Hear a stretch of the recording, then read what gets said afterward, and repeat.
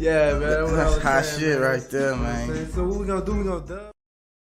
News networks are not even getting clicks like that. So this shows like there's an opportunity for this, what we're doing here on this show.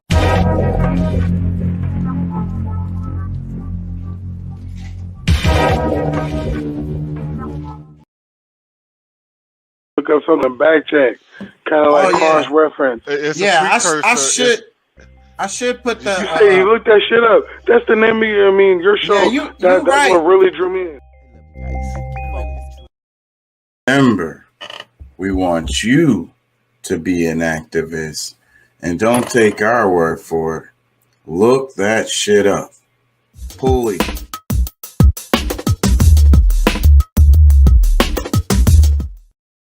Going. Hope I don't get in trouble for playing that last video. I probably shouldn't have played that shit. I'm always testing the damn waters, bro. That shit gonna get me. You are now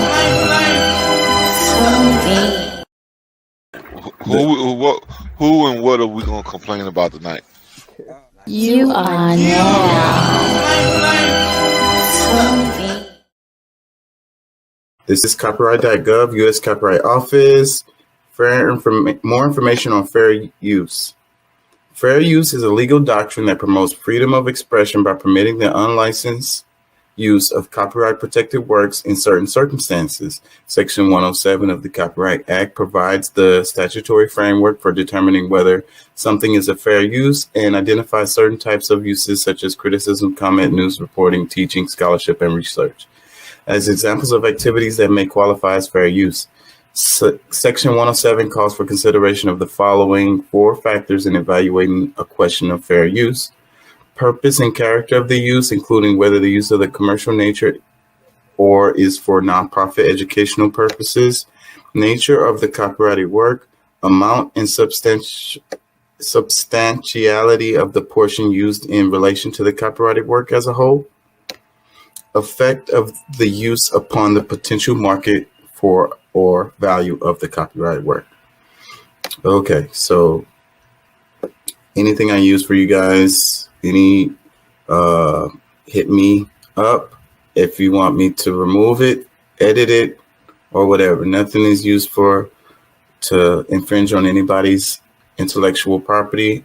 I don't intend on doing that, and I don't intend on profiting from anyone's intellectual property.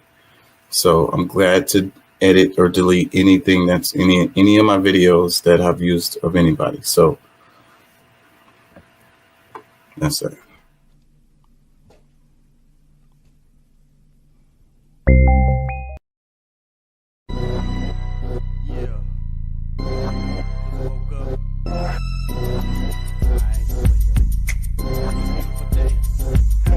Feeling your side, I'm feeling alright. I'm get inside, I'm feeling my life. I ain't feeling your side, I'm feeling alright. I'm get inside, I'm feeling my life. I'm digging your wife, she playing my mic. She really so nice, I call her my light. I say we off flight, cause we stay up all night.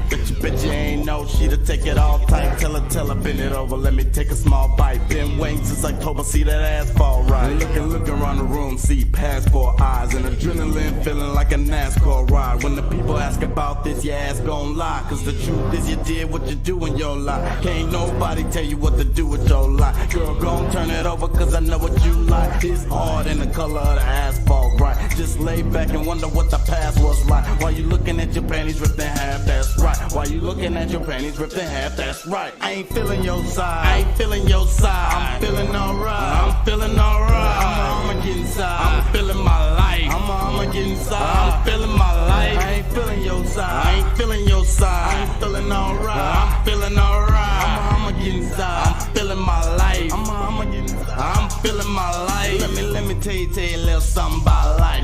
Win, lose or draw, I'm still taking your life. I mean, if you ever wanna fucking come in my sight. And you scream like you never screamed in your life. Flip it on over, gon' do it like this. Not riding with a soldier, then you ride against it. Looking from the other side, make your stomach get sick. Every person scheming, thinking he the one to get rich. Ever sit and really think what you would do with one wish? And if you knew afterward, you'd be sleeping with fish. Style will be done, here we come. Bearing gifts, these images make you wanna grab your crucifix. It's getting dark outside, no sleeping past 6. Not living in fear, cause that's really not it. If you owe me something, Nick, better give me my shit. If you owe me something, Nick, better give me my shit. I ain't feeling your side, I ain't feeling your side. I'm feeling alright, I'm feeling alright. I'ma get inside, I'ma get inside, I'ma get inside. I'm feeling my life, I ain't feeling your side, I ain't feeling your side. I'm feeling alright, I'm feeling alright. I'ma get inside, I'm feeling my life.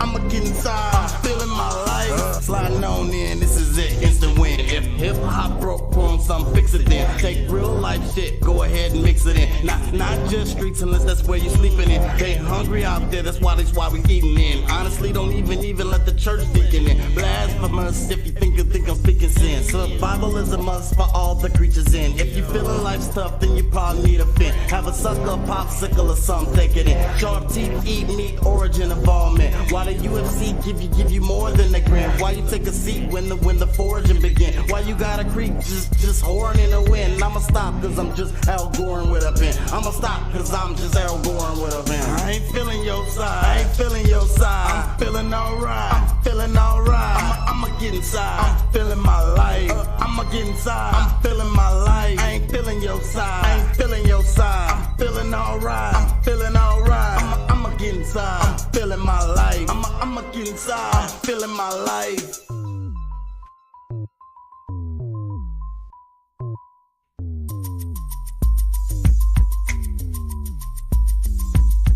Hitting niggas in they fucking head with a crack. You bustin', I'm bustin' back with a gat that spits venom. Hitting niggas in they fucking head with a crack. You bustin', I'm bustin' back with a gat that spits venom. Hitting niggas in they fucking head with a crack. You bustin', I'm bustin' back with a gat that spits venom. Hitting niggas in they fucking head with a crack. You bustin', I'm bustin' back with a gat that spits venom. You sending black, and when the bottom of the ninth in the smack, you bleeds the cat's waxing them back.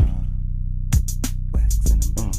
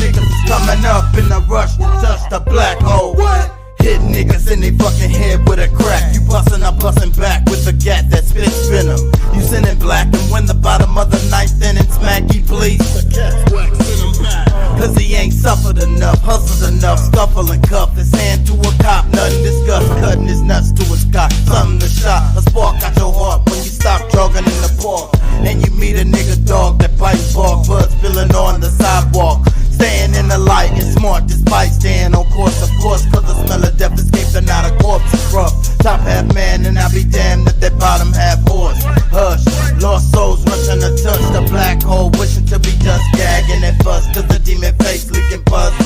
Busting out the dust, these rough niggas is coming up in a rush to touch the black hole. What? Busting out the dust, these rough niggas is coming up in a rush to touch the black hole. What? Busting out the dust, these rough niggas is coming up in a rush to touch the black hole. What? Busting out the dust, these rough niggas is coming up in a rush to touch the black hole. What can I say? Lay in my bed at night like it's a grave. Listen to the voices in my mind misbehave. Best to be glad that my mind is awake. Voices taking over days makes me afraid. I go to sleep cause the voices make me weak. If I reach out for the light, then I know they gonna speak through mutilated teeth. I fumigated beef. I treat my lady sweet. Why do I gotta shriek in the night? Think I'm living right? My insomnia is bringing me to ride. Lunatic lyrical things to keep me from my dreams. I wake up and I scream. Reality to me ain't really what it seems. Imagine an old set scene when you woke up with a cold sweat scream. Roll over on the floor, now you know what death means. Busting out the dust, these rough niggas is coming up in a rush to touch the black hole. Busting out the dust, these rough niggas is coming up in a rush to touch the black hole. Busting out the dust, these rough niggas is coming up in a rush to touch the black hole. Busting out the dust, these rough niggas is coming up in a rush to touch the black hole. Hey, 6 niggas.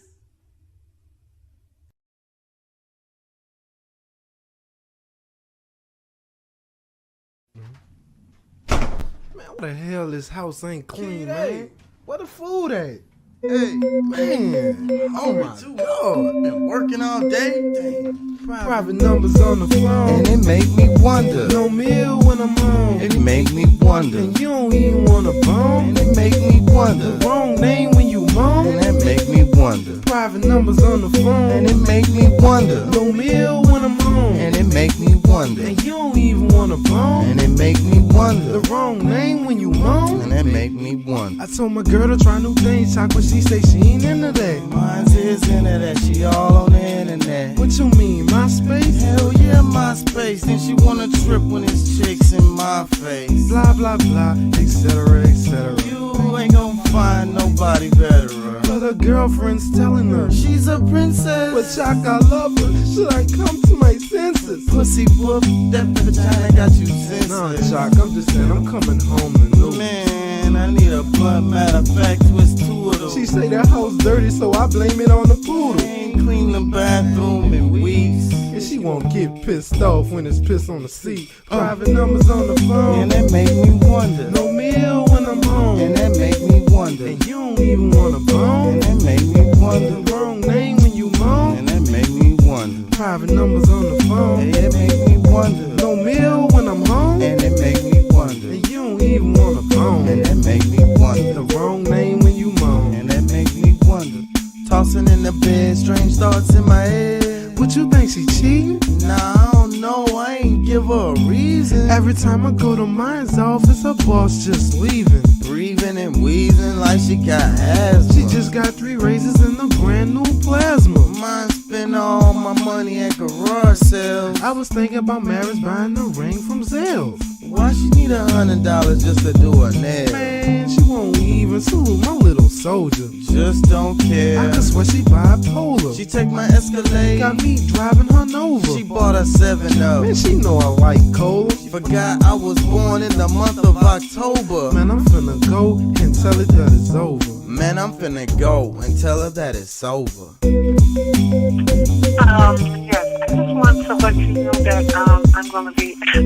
Stop lying. I'm going to be working so a little late tonight, so could you go home and make sure the kids are in bed and probably have to cook yourself something to eat tonight, so okay. Well, until That's what I'm talking about right there. You see that?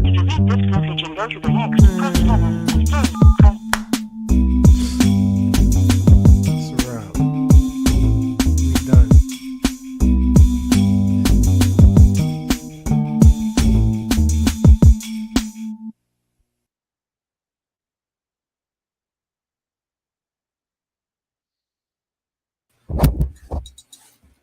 Fuck. Uh-oh. Hey, how y'all doing out there? How y'all feel? Remember, we want you to be an activist. Don't take our word for it. Look that shit up. Shit. I'm still trying to get it together. What's up, Pat? What's up, man? How you feeling?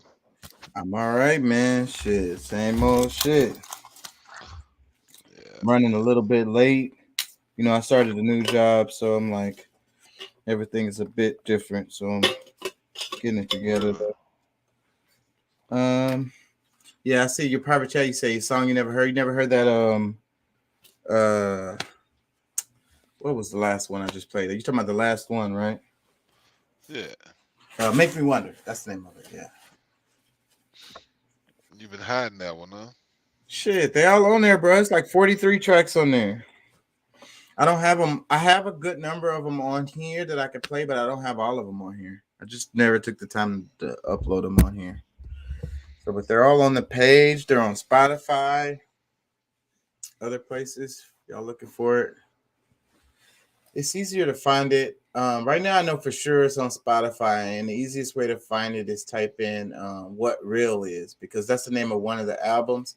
And if you do KCE, which is the artist name, King Chalk Entertainment, it's like a whole bunch of shit pops up, and I'm way at the bottom. But if you type in "What Real Is," it'll pop up right at the top, and then you can just go in that way and go through the whole catalog.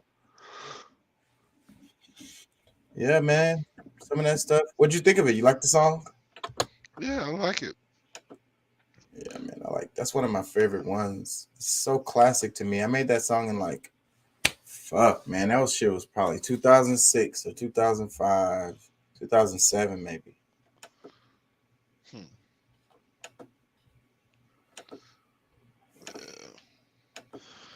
Yeah. I thought I'd heard all of them, so that's why I heard it. I was like, okay, he because I mean I assumed that it wasn't something that you just made, but Yeah.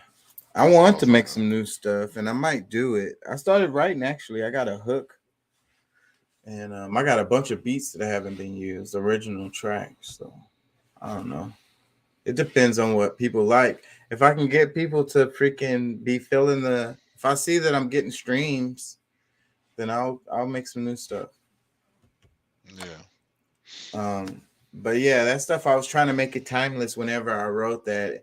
And that song, I really like that song a lot. Like, it's really good. Like, and even though like some of the lyrics in there are dated, but it's still a really good song, I think. Yeah.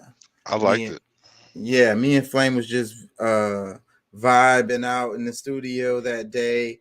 That was my track. I made that track and I just liked it a lot. Even though it wasn't even finished, it's really just like a loop. But I liked it so much, and I was like, played it for him. He liked it, so we started right into it, and that's what came out.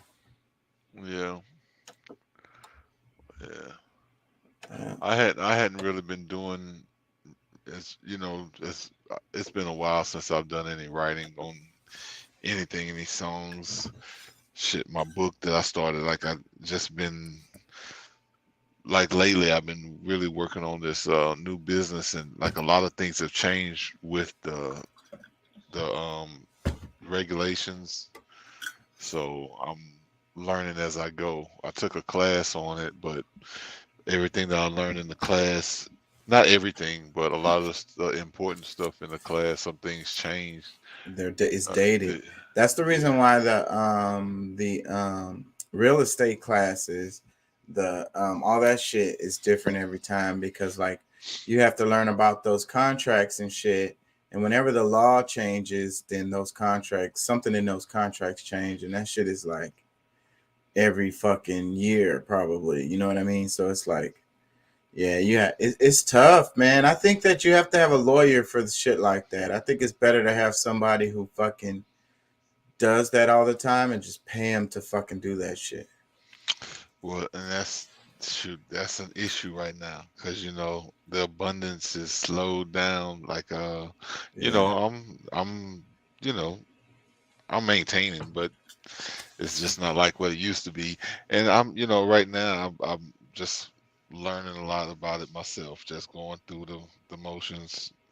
Um, But I ain't gonna lie, a lot of that law stuff that the lawyers do, and even everybody knows that you can really do all. I've fought cases, not no fucking serious cases, guys. I'm not a criminal, but I have, and I've done it successfully. Just having your paperwork in order and knowing what right words to say. So, like, I think in a lot of circumstances, you don't really need a lawyer if you're willing to take the time to actually do the work yourself. It's just yeah, that most of us yeah. The don't reason, have like, that time.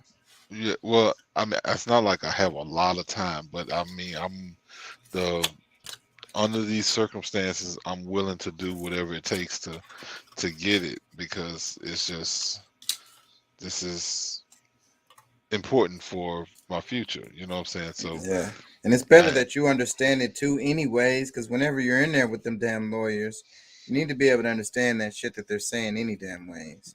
Because some of hmm the shit I'll be saying, like I said a few minutes ago, but a lot of it you can do yourself, like the little like if you need a notary and shit like that, you can do that stuff is super simple, and you can well, just get that work done on your own, and that'll take your bill down a lot. Let the lawyer do the stuff that you can't do on your own. Do the well, rest by yourself.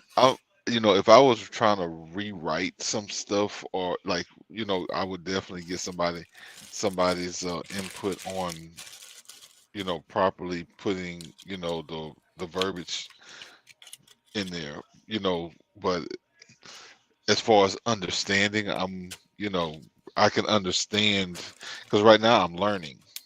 Yeah.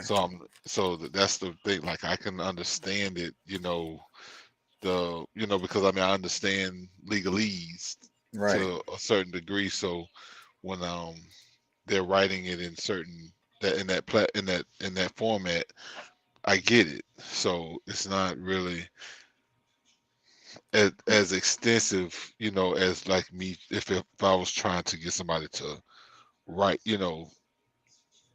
I Yeah, guess.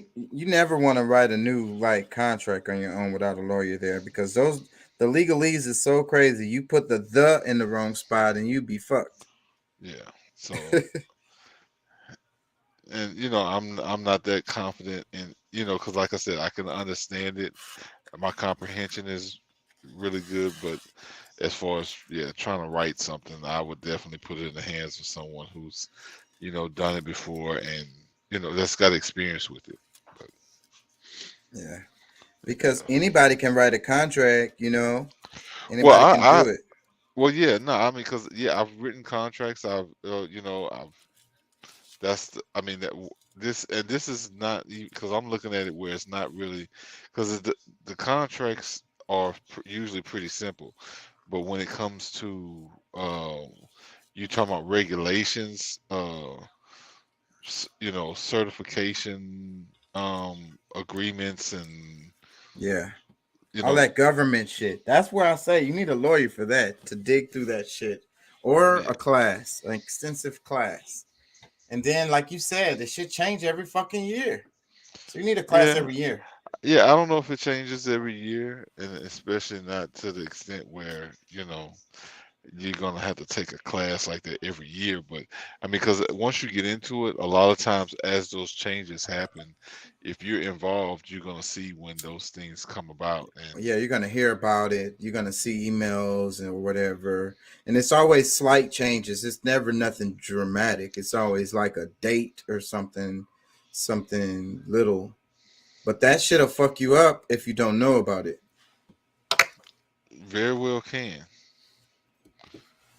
Let me play this clip. This is about we did a whole damn segment on this guy.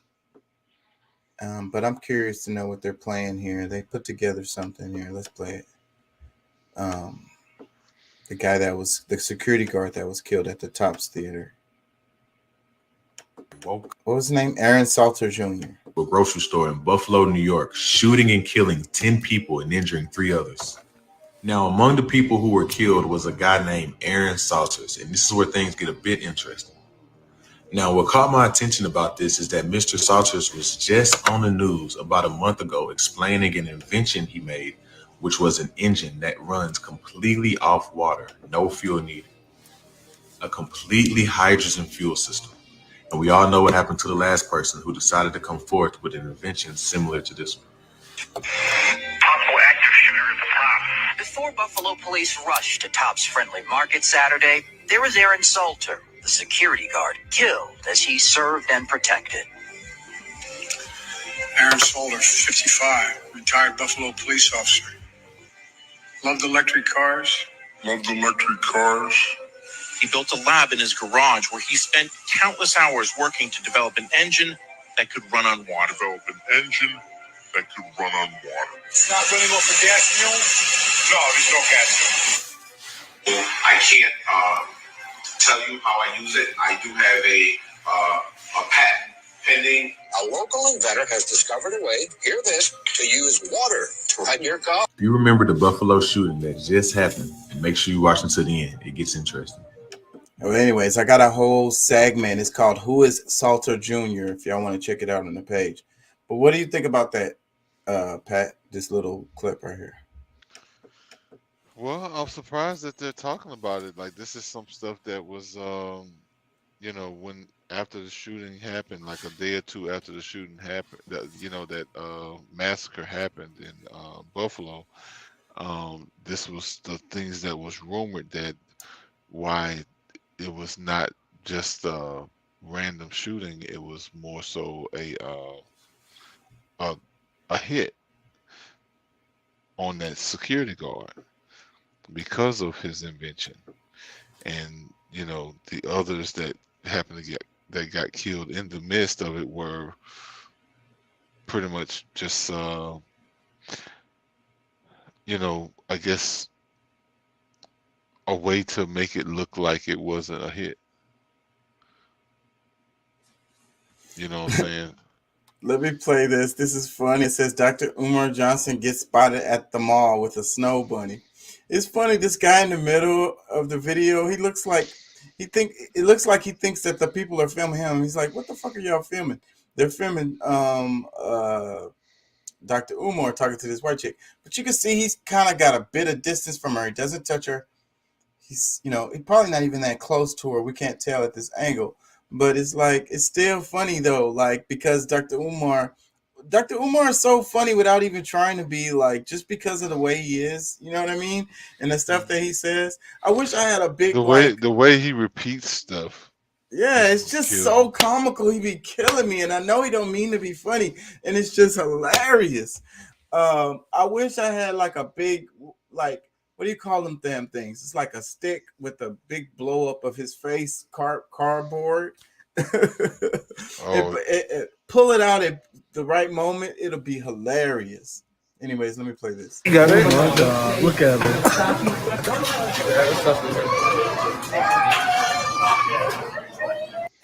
You got it? It's really nothing, but it's funny.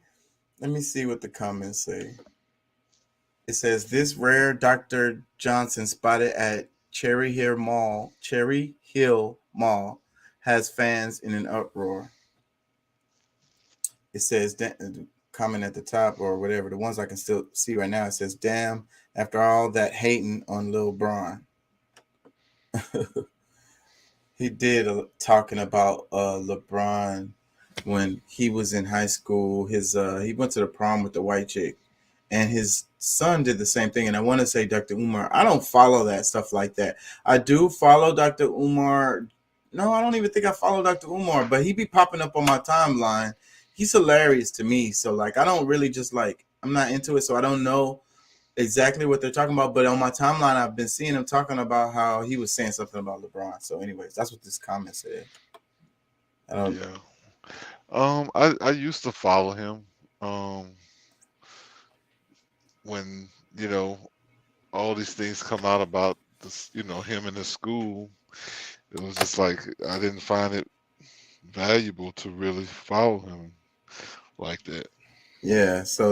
So he's definitely not. He's all about his money. Just we talked about him a bit in I think another segment, and him and what's the other guy? Polite. Both of them are kind of the same. And even though they have good messages and they're not dumbasses, neither one of them. Dr. Umar has he's literally a doctor. He did a scholarship. This dude is not. He's very educated.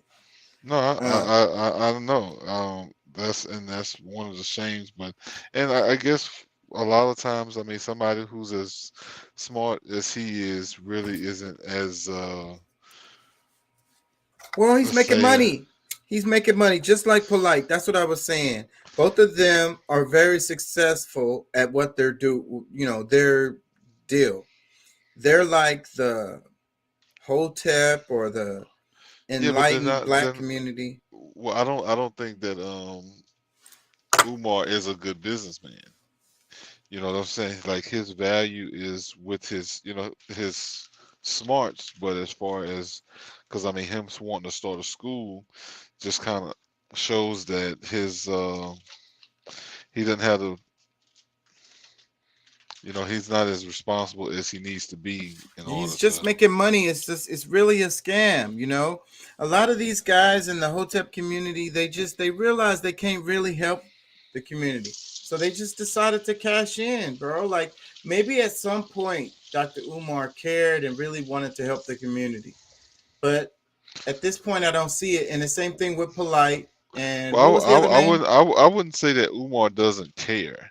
I just think that his He cares, but he's not really trying to help is what I mean. He's not really trying to help. He's cashing in. That's it. Like he's making money. That's it. well, I don't know. I That's guess my view on it is a little bit different because I think that it's more so his inability to like if he allowed other people to help him get the job done that like if he focused on like actually just doing the work that he can do and let other people handle the business part of what he can do, his everything will go a lot further. Like I don't think that he's not, you know, like doesn't care about the community, but he's just not that person to really he get the all for business done. self. And that's the problem with the community. That's the reason why he won't let nobody else do it, because he all for self. And that's the biggest problem with the community. They're not willing to do no unity. They're not willing to really work with each other. They're not willing to make money together, break bread together. They all want to get rich and shine on everybody. That's basically what they want to do. Now, early on, they maybe wanted to help, like Red Pill and Blue Pill is another example. What's the other guy? All of those names, bro. All of those names from that community fit the same description. Like maybe early on they really was trying to help the community, but somewhere along the way, maybe they realized they couldn't or whatever, or they've done enough or whatever. And somewhere along the way, they just like, man, I'm just gonna cash in off of this. It's their living. You know what I'm saying? They make a living off of this. Basically, that's it. A pretty damn good living too. When you talk about Red Pill, Blue Pill, Dr. Umar, Polite, all those guys are rich. Okay, yeah, no, I mean I think they're yeah, I know a majority of them are. All of them are not, but most of them do have a significant amount of money. They're good, but I don't think it's all scam. You know what I'm saying? Like you I'm offering I'm a harsh. community. I'm harsh on the community because I feel like if you should be putting in your effort to really, if you really care, then you can't really cash in at the same time because there's too many Yes, you people can. around you suffering. Yes, you can, and I don't know. that I mean that's the whole thing. I mean, there's no reason to do it if you can't cash in. I mean, that's like Well, I that's think you like need to that's be able to 1960. pay your That's bills. nine. That's 1965 thinking. that's like, if you are offering something to somebody, they should, people should be willing to pay for it. And like, okay, maybe everybody can't afford it, but I mean, people can afford what they want to. You know what I'm saying? Yeah, So but you it's excluding the huge chunks. If you really cared about the community and you feel like this information is valuable, and the community can benefit from it, and you withholding it from really the majority of the community because no most people ain't finna nobody's pay for it. nobody's withholding it. Well, they gotta pay It's for there. it. They gotta Yeah. come to these seminars or whatever the fuck, pay for these Yep. Sure do. classes. Yep. Yeah, and they're not And cheap. well, but I mean, at the same time, I mean, you pay for what you want. I mean, people go buy Jordans. People go, like they do what they feel what is valuable to them. They'll pay for whatever they feel is valuable to them. And it's up to that individual. If you're willing to, if you see some value somewhere and you're not willing to pay for it, I mean, it's an oxymoron. If you're not willing to pay for it, then you don't really think highly of it. So And I and, you, and I and I get and I ain't gonna lie, it's hard for me to make this argument that I'm making with you. You really making it hard because I really agree because like you're not even gonna appreciate it if you don't pay for it. Like you have to want it. You have to put forth some kind of effort or whatever. You know what I'm saying? Like it's simple as that. Like if somebody gave it to you for free, you're just gonna throw it away. You're not gonna see value in it. mm-mm. It's very No, sad. you give it a totally different reverence when like, what? I want to know more. I want to see more. I want to whatever. So you take your time. You pay for whatever it is. Whether it's a class or a product. I mean, whatever it is, you're gonna dig in your pockets because you find value. Otherwise, yeah, I mean, you don't care enough about it to spend your Yeah, and a money lot of for it. people don't value education. They don't value classes. They don't value like learning shit, Yeah, developing skills. I find I, I can't really pinpoint it with you, but I mean, for some people, it's they'll hate on the information or whatever it is that a person is doing because they're charging instead of understanding the fact that okay, this is valuable. Like they can't see past what they're charging for, but that's also in the same term seeing not seeing it as valuable. You know what I'm Yeah, saying? It's subconscious. yeah. My overall argument of them cashing in is really my argument. But as far as people paying for what, I can't even argue with that shit. Yeah, man. I can't even argue with that. People got to put forth effort to get anything. Nothing is worth what they say. Everything worthwhile is worth working for. Hmm. And it's always an exchange. Like they say, pay attention. Damn it, I need That's to write that down because maybe we'll just go straight into that because I wanted to do some etymology stuff anyways. Um, but maybe we just jump right into it. I was gonna work my way around it, but because pay attention, right? You have to put that energy right into paying attention. Like you're paying something, you're giving something up to be able to take in the information. You have to pay attention. You know what I'm hmm saying?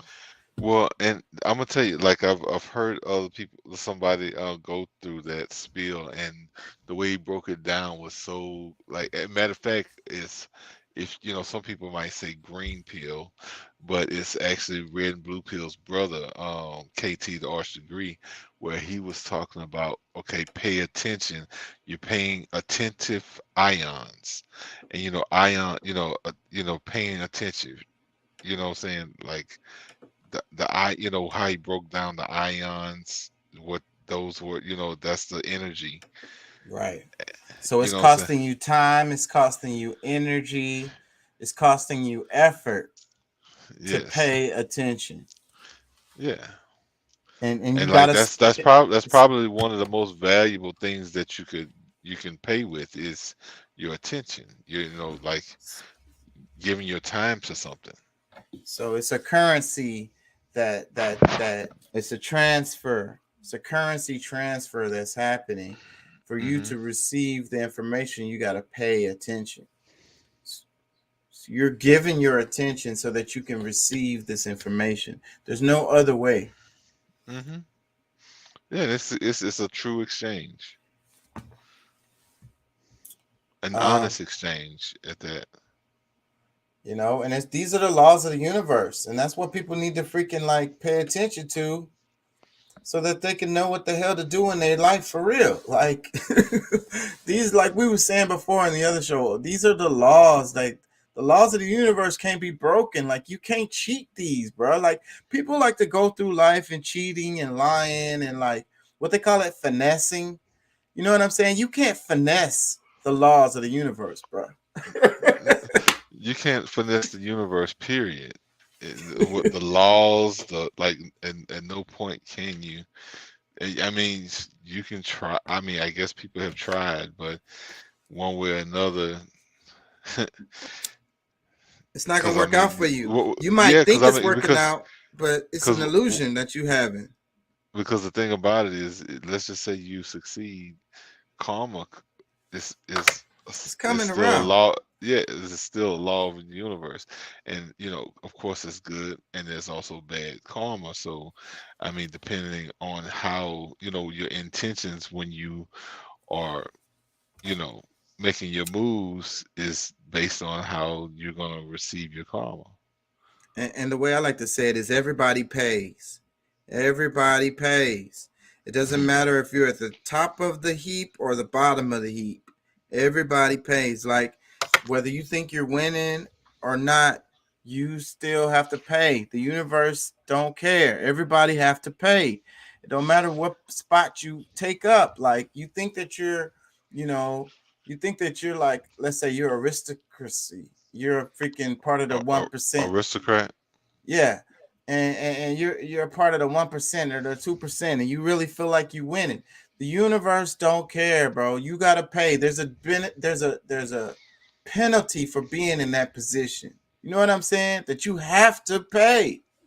And now you don't have to have asked for it either. Like your parents or whatever could have put you here. But for you to maintain that or to be there, you gotta pay.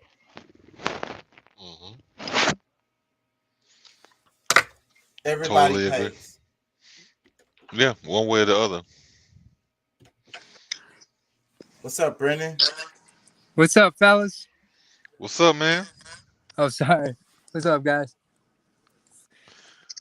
My bad, bro. I'm just leaving an old bar that I used to go to in my college days. I didn't drink though. I was just checking it out. Well, you look good, Brendan. You look good. You look healthy. You've been eating. How's the vegan diet going? You know, He's not a vegan anymore. I'm not anymore because it's just New information continues to come out, and when you realize that vegans these days are probably the most are the probably Not the healthy. most the unhealthiest people. yeah, I felt like I was just getting way too much mental like activity. I needed to like be normal.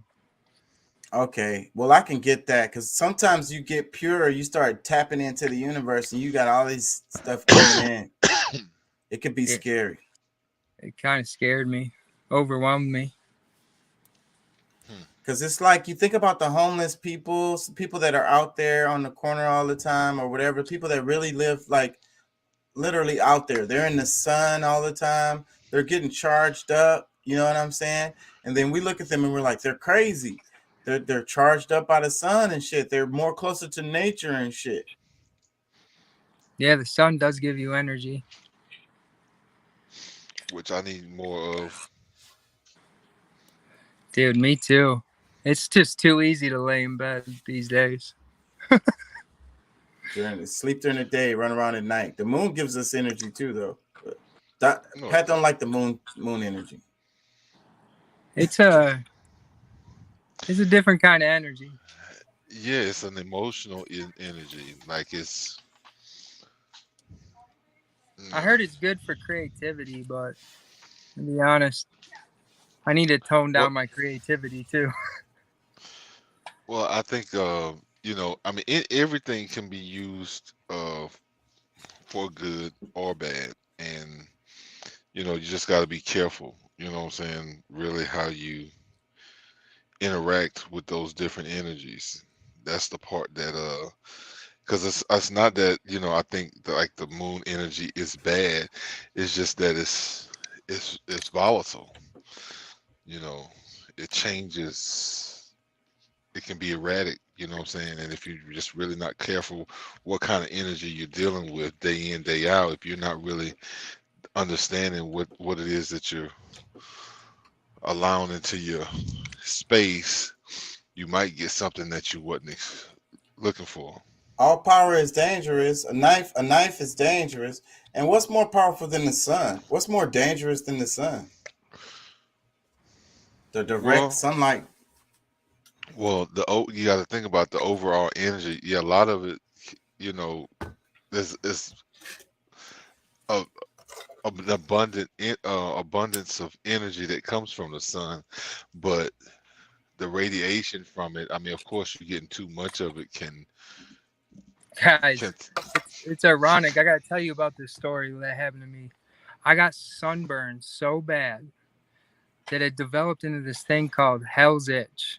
I don't know if you've ever heard of it, but dude, it's like 1,000 ants like biting you for 2 days straight all over your body. I had to go to the hospital. I was like, I can't take it.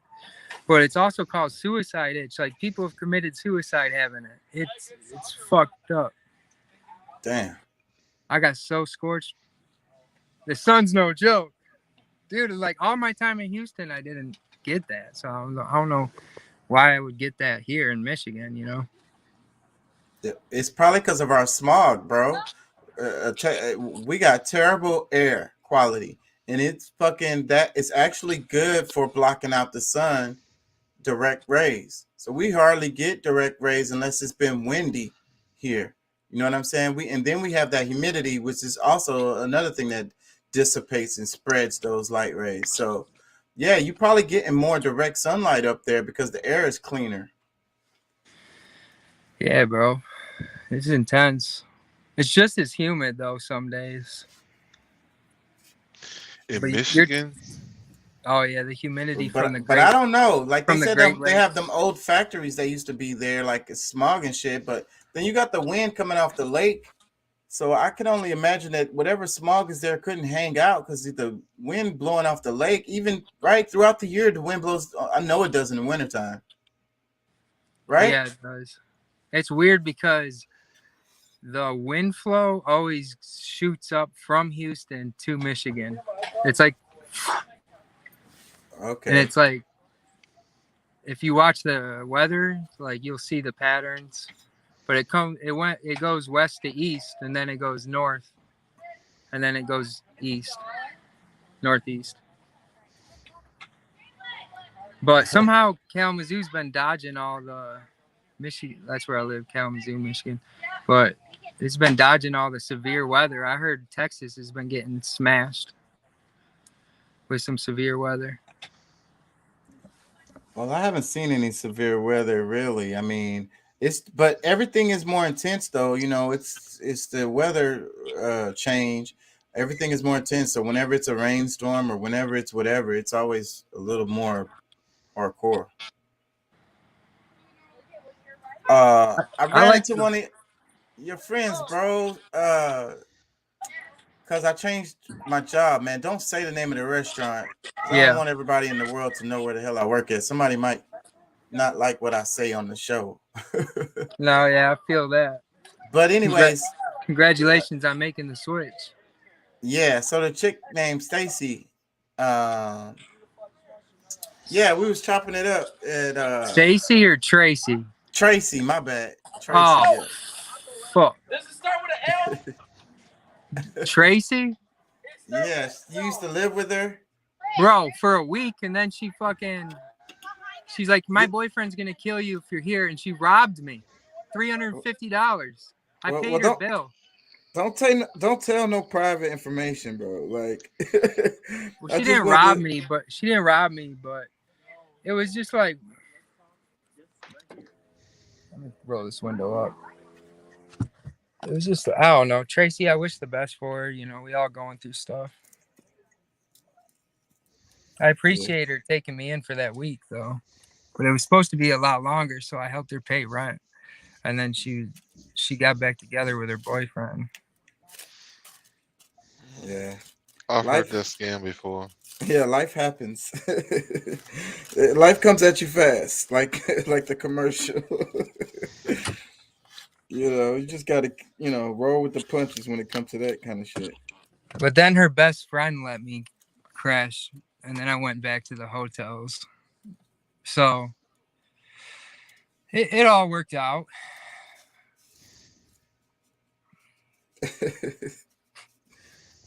Just not how I thought it would. Anyways, I'm like, my brain is going, and I want to ask you questions, but they're all private, so I don't want to share. But yeah. So we was talking about the etymology of words yesterday, and we was talking about the etymology of religion. Like, we talked about blessed, anointed, blasphemy, crucifix.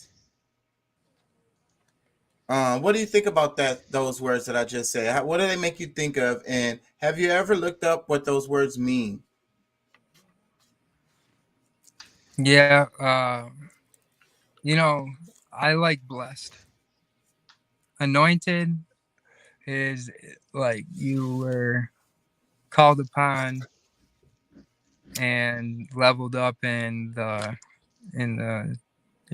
like if you're talking about Allah or God or whatever you want to call it, like you're anointed by God. Yeah, that's the popular. Anointed was what was It's oiled up. Yeah, you get It's like a ritual of oil. Well, the definition of it is to be oiled. I think they do oil you, put a cross on your forehead. So, but what do you think about crucifix? What is that word? What do you like when you think of crucifix? I think it's like a cross that spells away demons. I could be wrong. I could be wrong though. Well, tell me more. What do you mean? It's like a crucifix would be a cross that protects you from demons. In the movies, they use the cross, and then the vampire can't look at the cross, right? And he's like. Yeah, man. It's hard for them to see, and then if of course, the whole silver thing, but I don't know. It's you go ahead, y'all discuss this because we had that conversation last night. So yeah, we already talked about crucifix pretty heavily, but I just wanted to hear what Brendan had to say about it. And then the idea about the vampire is interesting, right? Because I feel like the vampire is the other, right? So and then the thing is with the druids and the idea of having Christ, the image of him like dying and dead and bleeding on the cross, and you got it around your neck. And then so the people that really cared about Jesus or whatever, the people who embraced Christ energy, and so you walk around and you have this on your neck, and then you put it in their face, like, look at him, look what we did to your dude. And so the people will be like, they'll be like, I don't want to look at it. You know what I'm saying? It hurts. Do y'all get the opposite analogy? Because the part was because a part of the conversation last night was that when you really look at them putting him on like the cross and then having a necklace made with the cross, and even some of them having a body, the body of Christ on a cross on your necklace. The symbolism, if you compared it to these days of what the cross was, is just like having an electric chair hanging from Yeah, it's like your. having a fucking guillotine around your neck. Exactly. That was one of my the thoughts too. Like, the guillotine, one of the ways that they kill people, and it's like symbol, like, hey, So almost like it could be a mockery. Like, look what we did. yeah. That's what I'm saying. That is what it is. You know what I'm saying? In the case of when it's him on the cross and he's all bleeding and shit. Like, come on. And so, like, you're not, if you embrace Christ's energy, why would you want to see that image? Yeah, you should wear the fish. Yeah, I mean, because I mean, that's almost like celebrating his death instead of celebrating his life.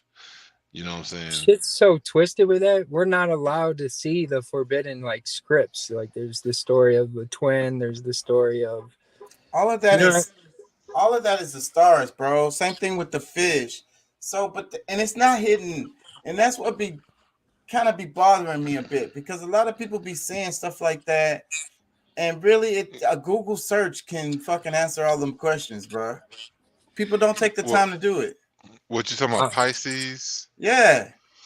Yeah, I mean, yeah, that's the whole thing. Like, to me, it just makes so much sense when I learned the esoteric understandings of the Bible, because, a lot of the things, like, okay, saying that they fed the multitudes, thousands of people with 2 fish, and I guess they said some bread or whatever it was, but feeding thousands of people 2 fish, that's under, teaching people under the ideals of like during the age of Pisces, the Bible, in which they fed people knowledge. It wasn't food, it was feeding the knowledge of the Piscean age, though.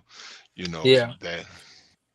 And then if you understand we're in Aquarius now. Right, we're moving into Aquarius. So if you understand the precession of the equinox, and then before you got the bull, all of that stuff will make a lot more sense. What was it? Abraham, he blew what they say, he slayed the bull. I can't remember, bro. All them stories is just mixed up in my head, because if you understand the precession of the equinox, you understand, how it kind of goes backwards in the sky from our perspective, then you understand what they're talking about. And then it's like whatever the number of years, I want to say 26,000 years, the solar cycle. You know what I'm saying? You understand those things, then you understand what they're talking about. It's, it's that. It is that. It's crazy. I was told that the Mayans are the ones that did the stars. That figured that out. Well, they had a real accurate calendar. It was way before the Mayans. It was the same people, but it was the Olmec, or if you want to say the Olmec, the She people. But you can go back to fucking the oldest ones that we have written down. What do they call it? Mesopotamia. That's the first that they recognize as, because they got they written stuff from them, and they had a accurate as calendar. What area is that from? Mesopotamia, is that Africa? Yeah, like the Middle Eastern area. Well, yeah, but I mean, all of that stuff came from us originally. All the stories were told in reverse, like things that they saying that we got from them, they actually got from us. And the oldest codexes are here in Mexico. Well, the thing is, history gets lost to time because time is so long, And then, like I be saying before, it's hard for us to understand like deep time. You know what I'm saying? It's hard for us to get our brain around that. But I'm talking about the evidence that they have, civilized, because it has the writing. So the things, the further you go back, it's harder to find anything written down. You know what I'm saying? So that's what they go by for this. Well, But they had a there's really a lot good of calendar. there's Go a ahead. lot of things there's a lot of things that has really been, you know, held to. Because I mean, can I say that everything that was written was, you know, saved Hold on, my butter properly? kid. Hold on. Hold No, I can't. But on. Oh, sorry. I know Gabe. that Yo, there's a lot Gabe. of things that gives proof that, you know, the oldest civilizations are here on this continent. But you know, a mix, you know, between, because the Americas, you know, it was one continent that really, I guess, really it's one because it's still connected between Mexico and South America. So, but either way, there's evidence there. There's calendars that goes back octillion years. Like, you know how many zeros that is? Like way back, and they're the ones that created the whole image of time. You know, the being able to calculate time accurately and making, you know, creating these pyramids that lined up. What's the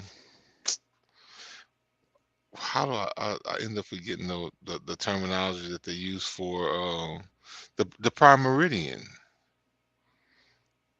It all began here, and you know, as they move across the planet, different places, that's where they would make that.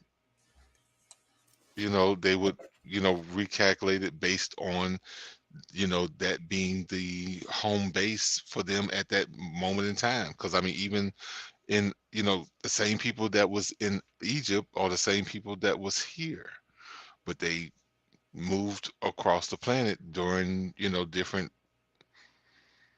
you know. Migrations. People move back and forth.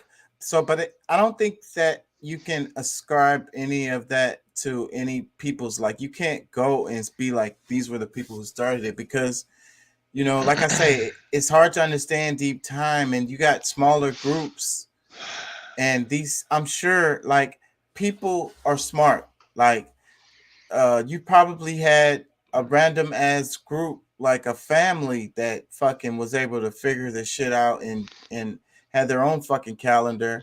God knows how long ago. But when you understand the migrations, you see that it is the same people. I mean, that's the part. Like when you can, you know, it's not assumption. It's calculated. It's, you know, based on all like the times. Like everything comes together, Well, and all you the know, people are the same people. If you look at it, you know, but when you move around, when we move around, we grow and we change, we evolve. Like our languages change, the way the things we eat change. Like because of our environment, we might decide to eat a bunch of fish and shit. We change. We might move up into a really cold area, and you know, we change. I get it. But how does that stop? Like, you know, based calculating, because whether, you know, there was people left behind, the people who migrated or whatever and learned those systems and was able to pass that information on for someone else to, you know, be able, you know, more people that might have existed in an area already, but that knowledge that you're bringing from one place into another makes you a superior people, and you were the ones who they uplifted, because it's like, wait a minute, no, y'all, you something different. You know what I'm saying? Like, yeah, I guess you're just, I don't know, like you when you read the same, you know, some of the stuff that I have, then maybe you'll be able to see it the way I do. But Yeah. and you know, I guess that would be vice versa. Maybe I would see it differently, but I know based on what I have seen, and you know, because honestly, I really wish I could buy this book and give it to you. It's a $400 book, but it will explain to you a lot of different things that I don't think you have opened your mind to just yet, and don't really believe because you haven't seen it. You know, you're still exposed to what, you know, the university is exposing to you. Yeah. I've done a lot of reading on my own though. Let me read this. Is hold on, let me share it. Give me a second. This is back to the etymology, and I typed in attention earlier. Okay, attention. Late 14th century, a giving heed, active direction of the mind upon some object or topic, from Old French attention, and directly from Latin attentionem, nominative attentio, attention, attentiveness, noun of action from past participle, stem of attendere, giving heed to, literally to stretch toward, from add to ward. Okay. The root tend to stretch. It says rare in English before 17th century, meaning consideration, observant care, is from 1741. That of civility, courtesy is from 1752, meaning power of mental concentration is from 1871. It is used with a remarkable diversity of verb, pay, gather, attract, draw, call, etc. As a military cautionary word before giving a command, it is attested from 1792. Attention span is from 1903. Earlier span of attention, 1892.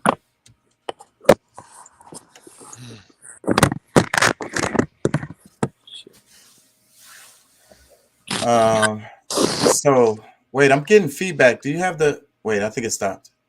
What was I gonna say? Pay attention. That's what it was. Like, okay, yeah. I'm still getting some kind of feedback, I think. Yeah, that's Brendan. I'm sorry. If you don't mind, can you mind muting? So you get it right. What's I gonna say? Attention, to pay attention, right? So what did they say? Giving heed, attractive, what did it say? Active direction of mind. Active direction of mind upon some object or topic. So yeah. I want to post this in the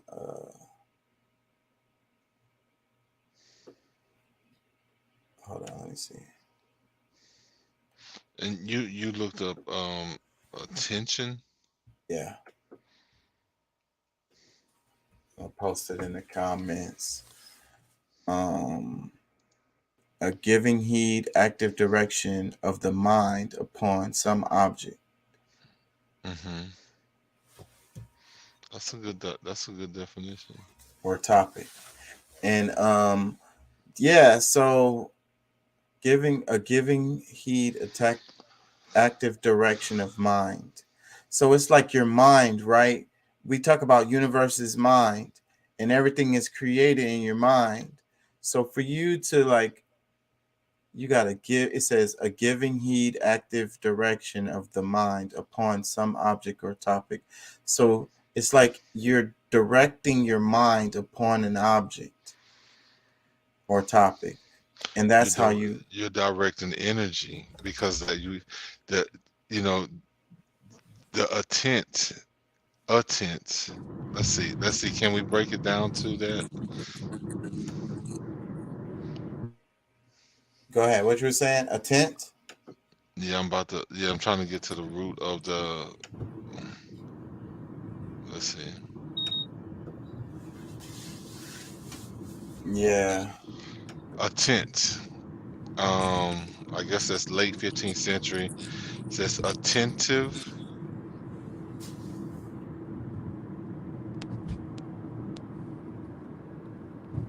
Attendere. Give heed to. As a noun, intention, aim. From Old French, attent, act of attending. From, I'm not sure what that is, but yeah, attent. That is it still give heed to, or attend.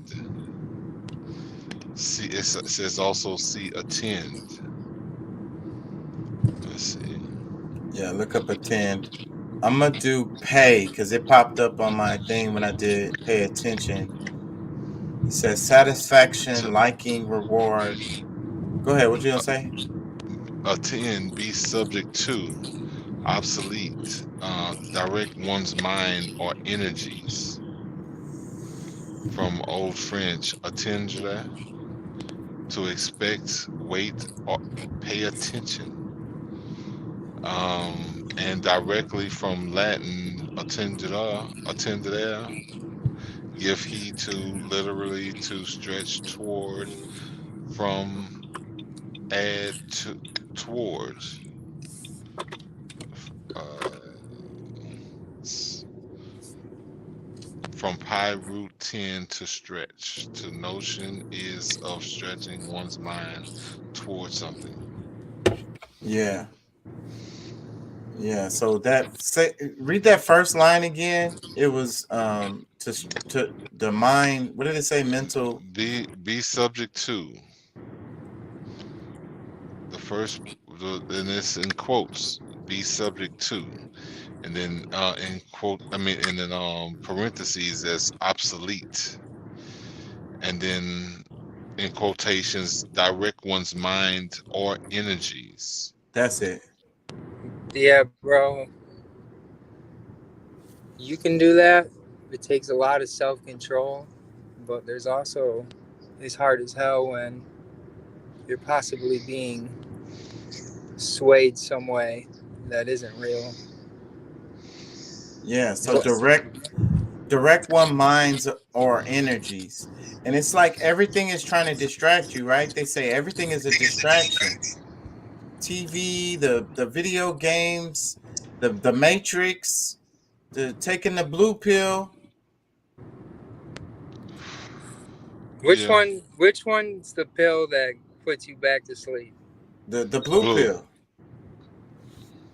That's the one I took. Because I was red pilling for a minute. Well, you're in the wrong place. Yeah, man. Because before long, hey, you take the blue pill. That's up to you.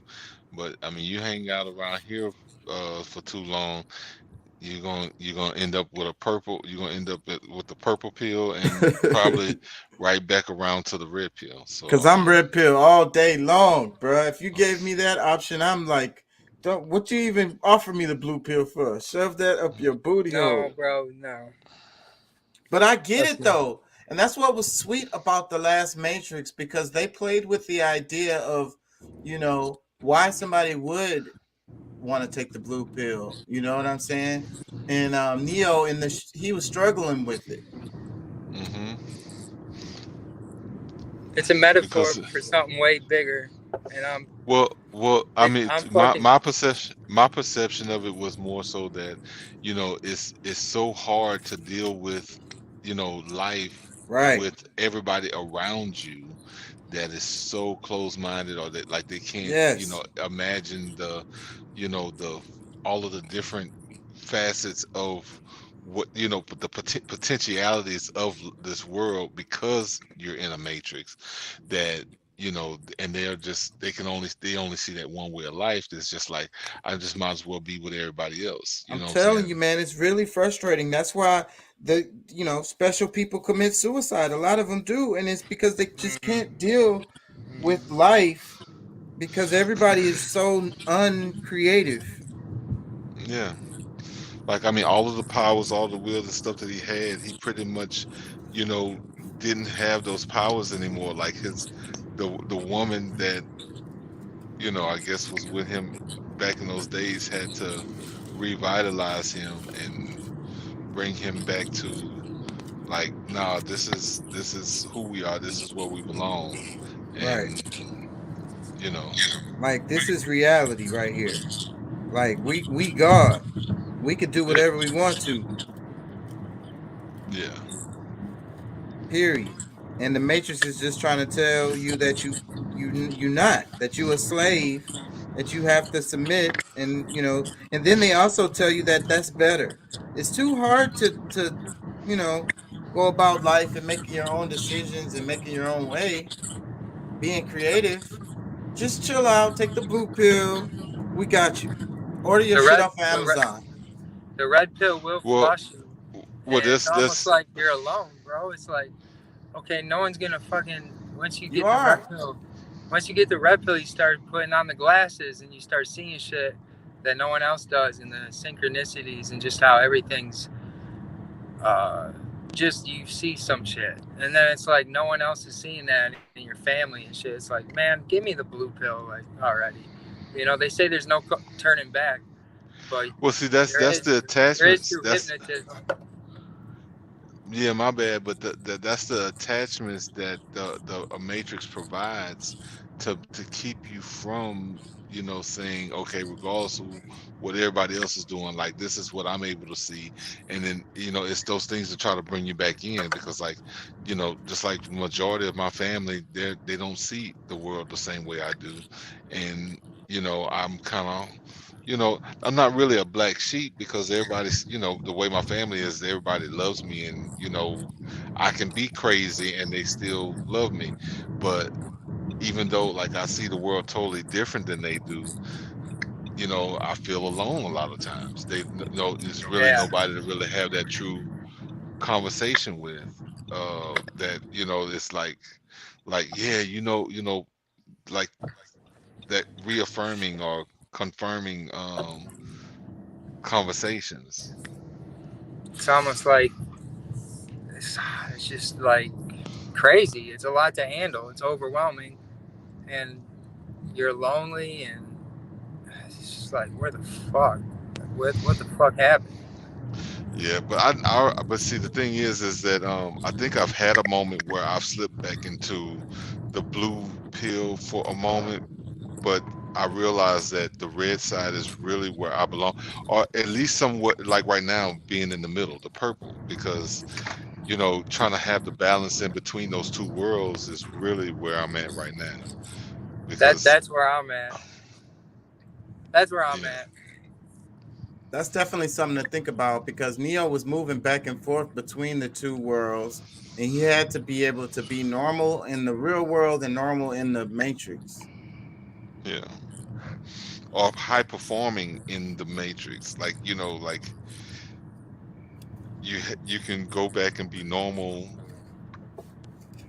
you know, I guess you could say in the Matrix, but outside, or I don't really know how to explain that, because it's all the same place, but it's the mindset. So being able to shift from those two mindsets within the same world is where it's kind of, you know, can be blurry for some people. Because you're in a simulation and it seems like a real world, but you're aware that it's not. Well, but that's what I'm saying. I mean, but you still, it's we're all in the same place, but based on your mindset and your perceptions, the way you allow yourself to deal with the world is what you're really balancing. Because is the place that they're in and the place you're in is not a different place. It's just that your realities and the things that your abilities to see is what makes it a different experience. It's a weird feedback. I'm not fully he's all the way driving now. red. He's driving now. What is it, Thriller? Do you have like the show on or something? Like, I'm driving. Yeah, but it's like, I don't know. No, you're hearing road noise. Pulling in. I'm pulling into the crib right now. Yeah, you're just hearing road noise. That's all. Okay. Yo, but the whole Matrix idea is like, it's not like. That lady is brilliant, bro. Like, just, I mean, because, you know, I'm sure there's other people that's had that thought, but to really be able to put it into words, like to put it into a movie format, to put it into a screenplay or a screen, you know, like to have screen written this whole idea. Because what's the other movie that plays right into what's that? Terminator. Yeah. So having those ideas, and then they're playing simultaneously, like these two worlds that are pretty much they're identical but different. They Maybe should have different. let her do it. It would have been so much better. This last one you're talking about? In any of them, she wasn't really involved in none of them. They just Well, yeah, basically took her that's work, true. and she Yeah. should have been involved. Like, you know how like Stephen King, whenever he writes something, and sometimes you have people that adapt his novels into a movie, but the ones that he's not involved in aren't as nearly as good as the ones he is, because he's there to be able to say, okay, wait, this The is not right. Yeah. give it constructive criticism or um the creative analysis, like just being able to give her like her mindset on what she saw when she was going through that part of the, like, yeah, I think it would have been like 10 times better if she was able to be a part of it. Yeah, because she would have been able to be like, okay, wait, y'all going off track right here. Yeah, Let's this bring is it back. this. Yeah, no, this is the mindset we need to roll with for this, because this is what's going to really expand the view for everybody. It's so crazy. It's kind of like, you know, that guy who made Avatar. He wrote that a long ass time ago, but they couldn't make the movie because they didn't have the like ability to do it. Yeah, that I ain't gonna lie, I love that movie, bro. That shit is genius. He was Yeah. so far ahead of his time. They couldn't even make the movie for like 10 years. Yeah, the technology just wasn't there. I do have a blunt wrap. Thank God. The what? He's praying to the gods because he found a blunt wrap. Amen. Amen. Emotep.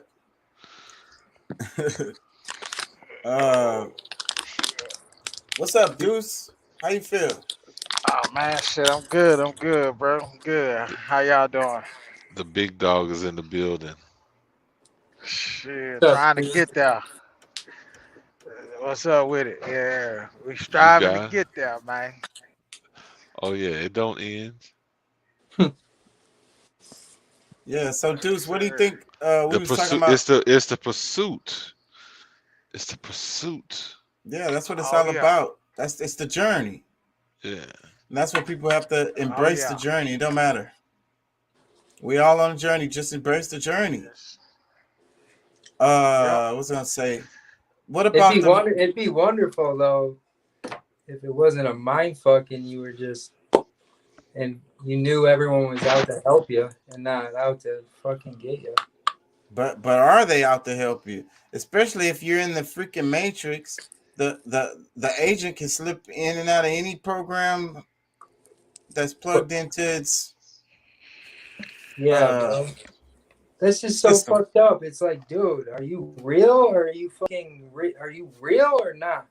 That's what's scary. And we was talking about accepting the blue pill. That's what's so scary because then everybody around you. And I was talking about how in this But generation, can you how truly call it help if they're because nothing is free?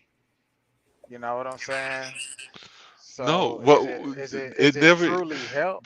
But see, but that's going back to what Chaka was just talking about a few minutes ago, was about paying attention, because I mean it doesn't have to be cash. I mean, you're still paying, like you're still Mm-hmm. giving that energy, that transfer of energy. So yeah, nothing is free. Yeah. Yeah. yeah. So what was I saying? The matrix choosing the blue pill because everybody like you just feel like you're so sad and depressed. You can't reach anybody. You're like you're alone. You know what I'm saying?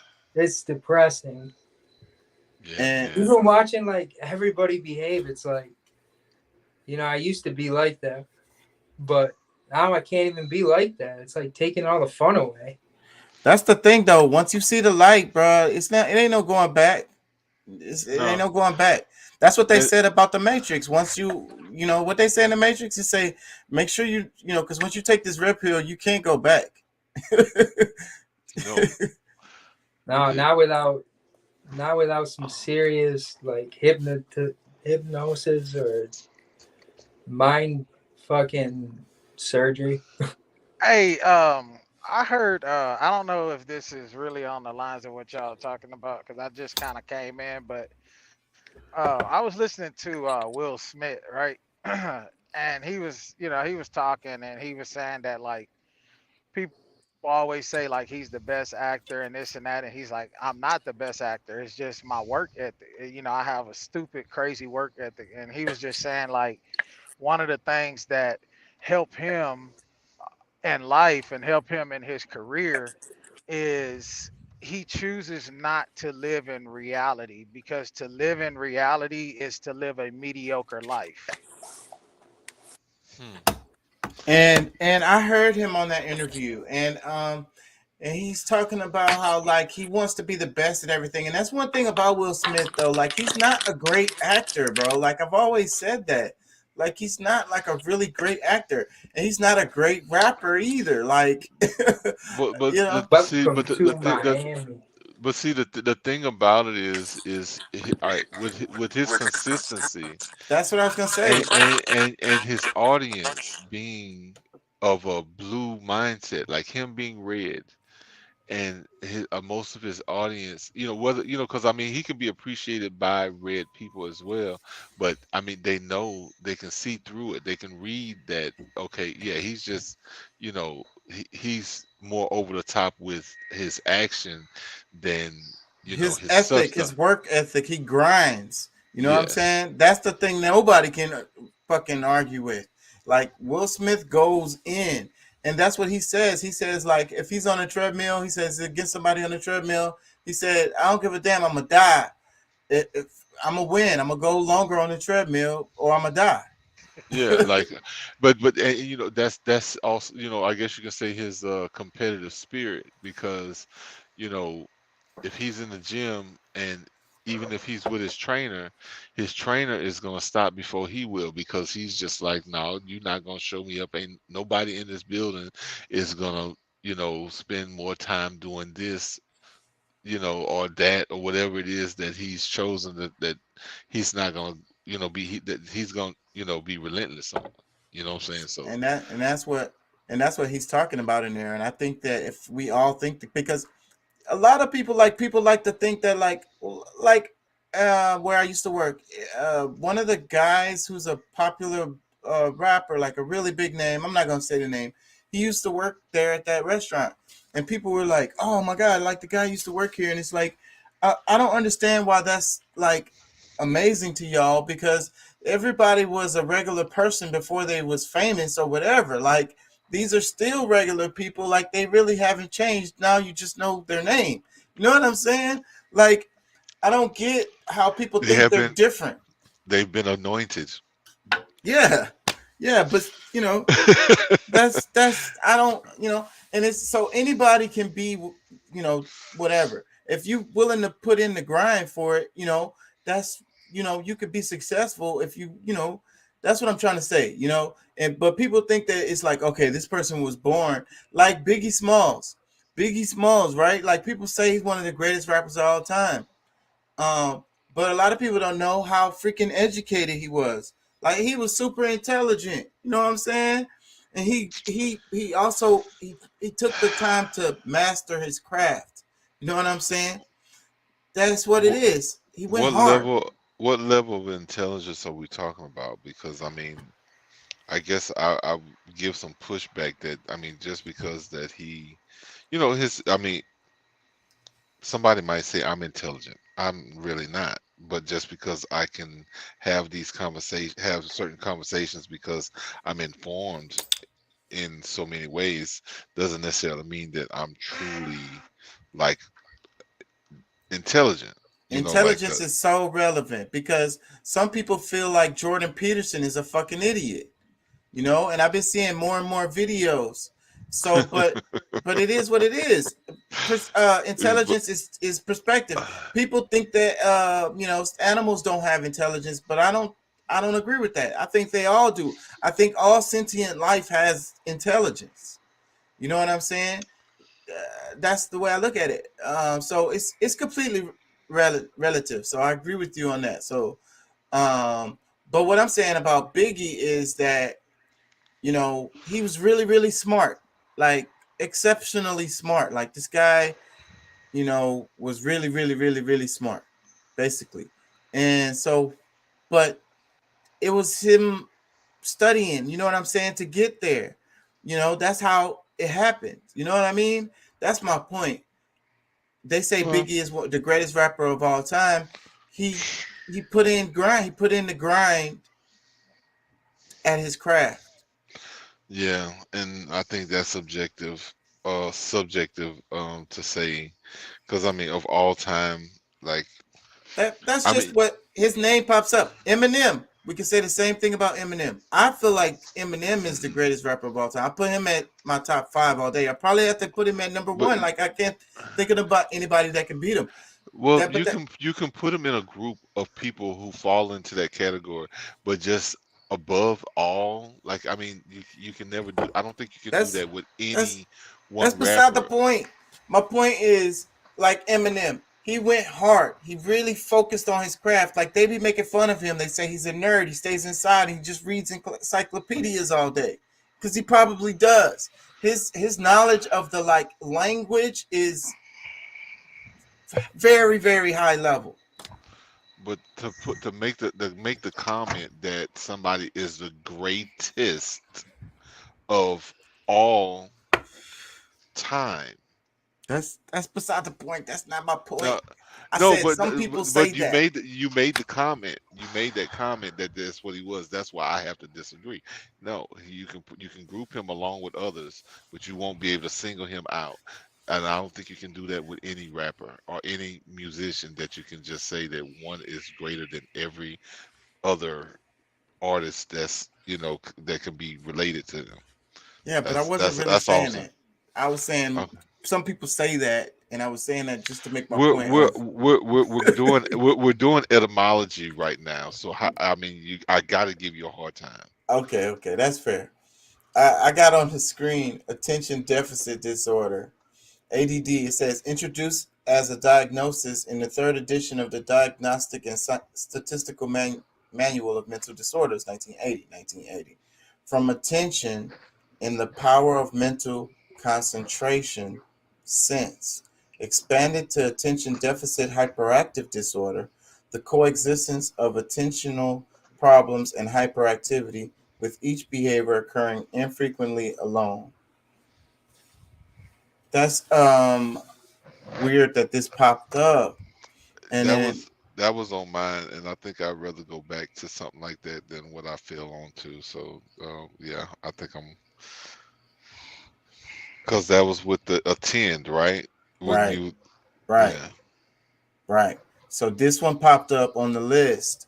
Attention deficit disorder, ADD, and a lot of people, it's crazy. They said it became Diagnostic and Statistical Manual and Mental Disorders in 1980.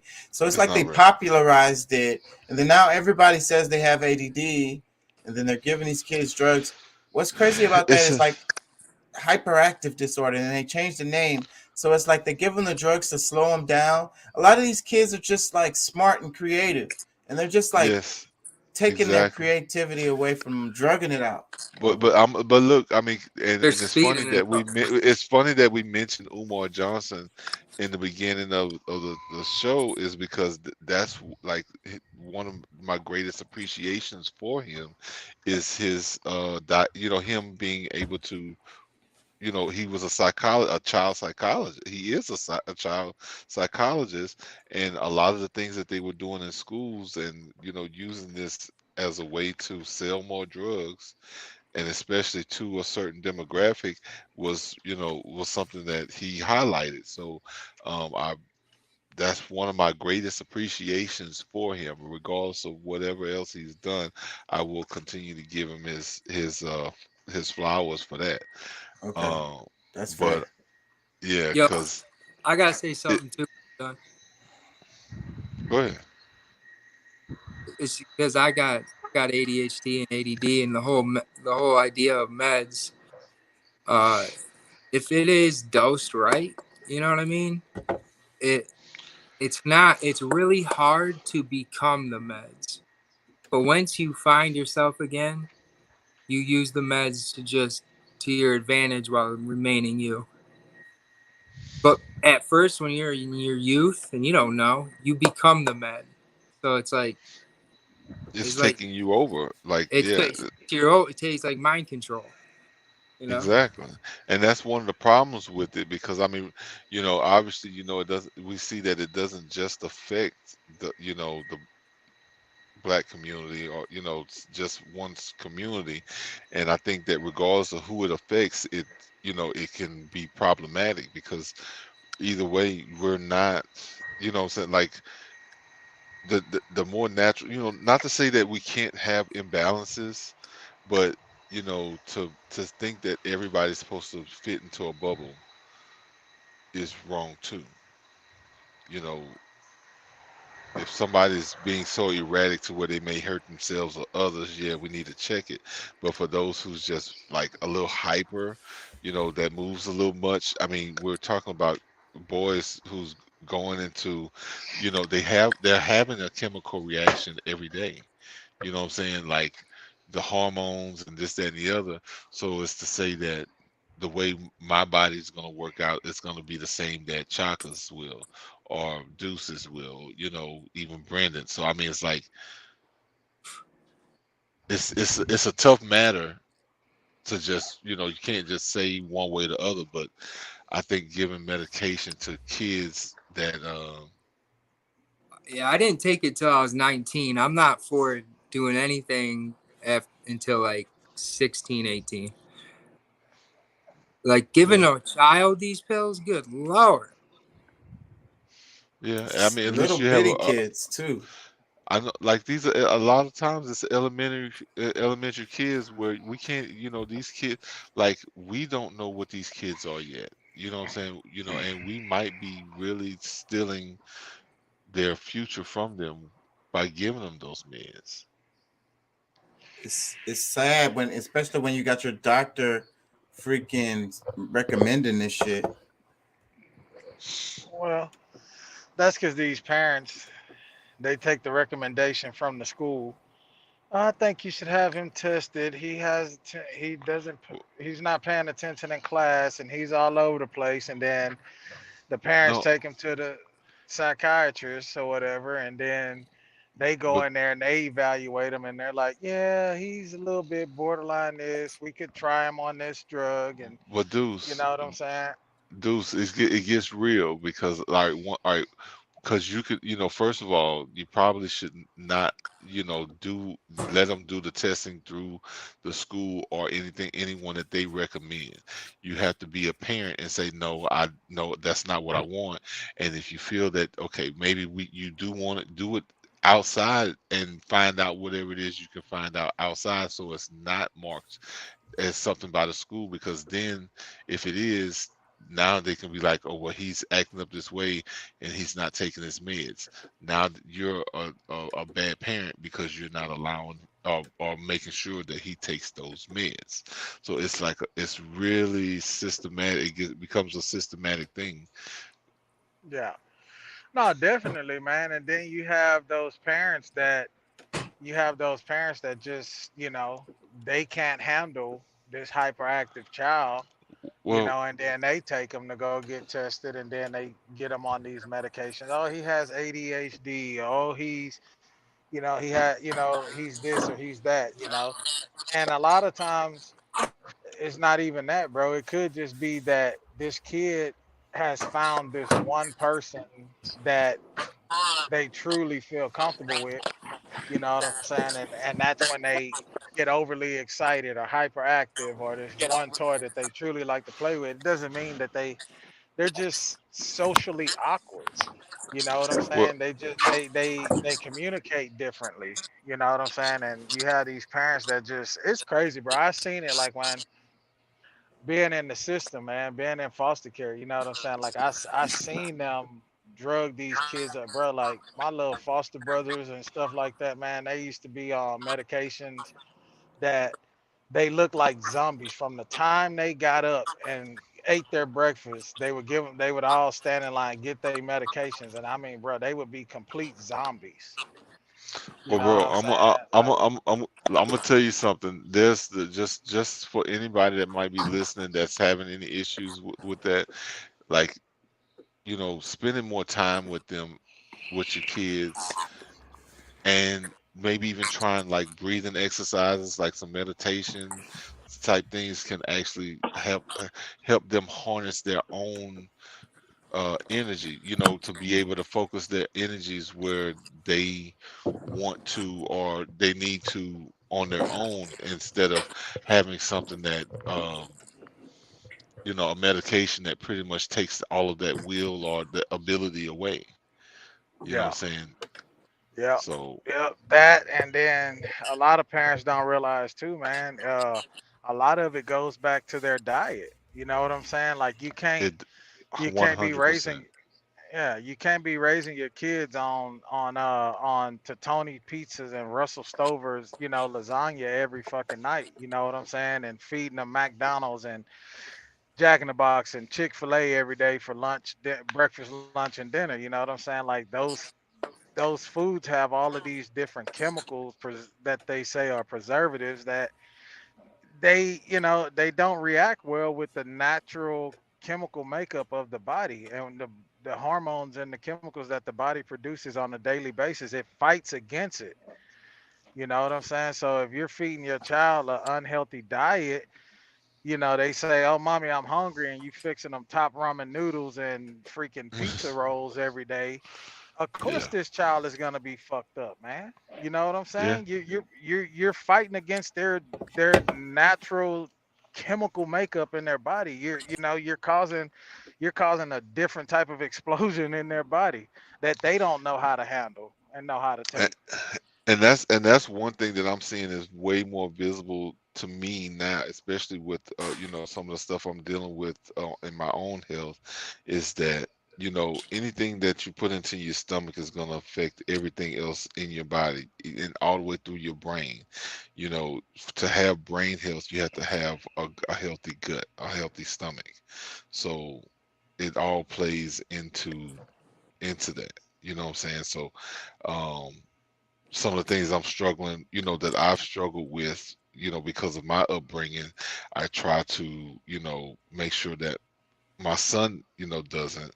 But of course, I'm not his only parent, so it's sometimes a struggle because they're primarily healthy, but there's still some things that we disagree with, or about, but still in all, you know, he will be better off than me or his mother was as we grew up. But either Yeah, way, I think that's very important too. Is the health. I mean the diet.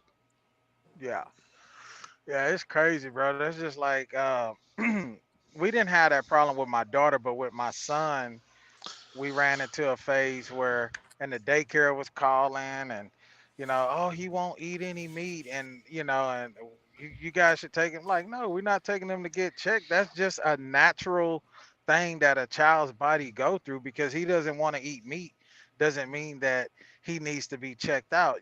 For one, it's like you're running a childhood development type center, which is the daycare. You should notice, that these are sensory deals that he feels the different texture from normal eating vegetables or eating something like macaroni, and the meat, when he goes to chew it, the texture of it is different, so he doesn't want it. You know what I'm saying? It doesn't mean that he's unhealthy. There's other ways of proteins. There's vegetables. There's vitamins. There's things that you can give him. Not, it's not, that's the thing, man. You can't allow these people to tell you to go get your child checked every time your child does something different than what Yeah, another child does. You know what I'm remember saying?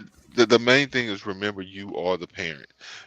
These people are not the boss of you or your child, and you have to stand up for what's right. It's God ordained you to be their parent, so Yeah. you stand up and do what is right for them, under your idea of, you know what I'm saying, like, you don't have to be bossed around by the teacher, the principal, the school, the everybody else, you know what I'm saying?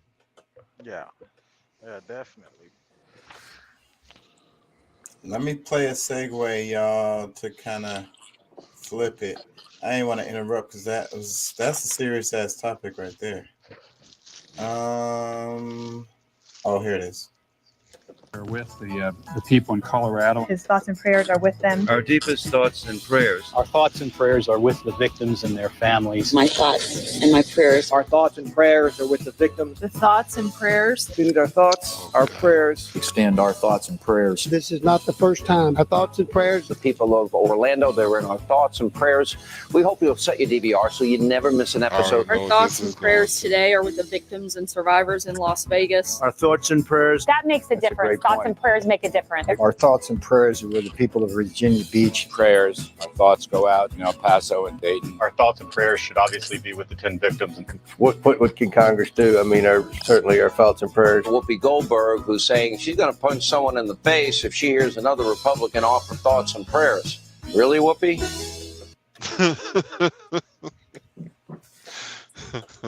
I feel you, Whoopi. That's a glitch. The Matrix glitching on us? What the fuck? Thoughts and prayers, thoughts and prayers. That's all we have for your ass. Thoughts and prayers. Shut the fuck up and get back to your regular scheduled fucking job. Yeah. Shut up and put your head down. Good thing it didn't happen to you. If you want it to happen to you, I can make it happen to you too. So shut up. Prayers. It's like, it's like, bro, I don't know. That's like, it's like, for the longest time, bro, I can remember, because I think we're just kind of innately raised that way. Or I ain't gonna say innately, because I'll just say we're just raised that way. Because innately is something that's already instilled or you're born with. But it's like somebody would say, hey man, I ain't seen you in the Wild House thing.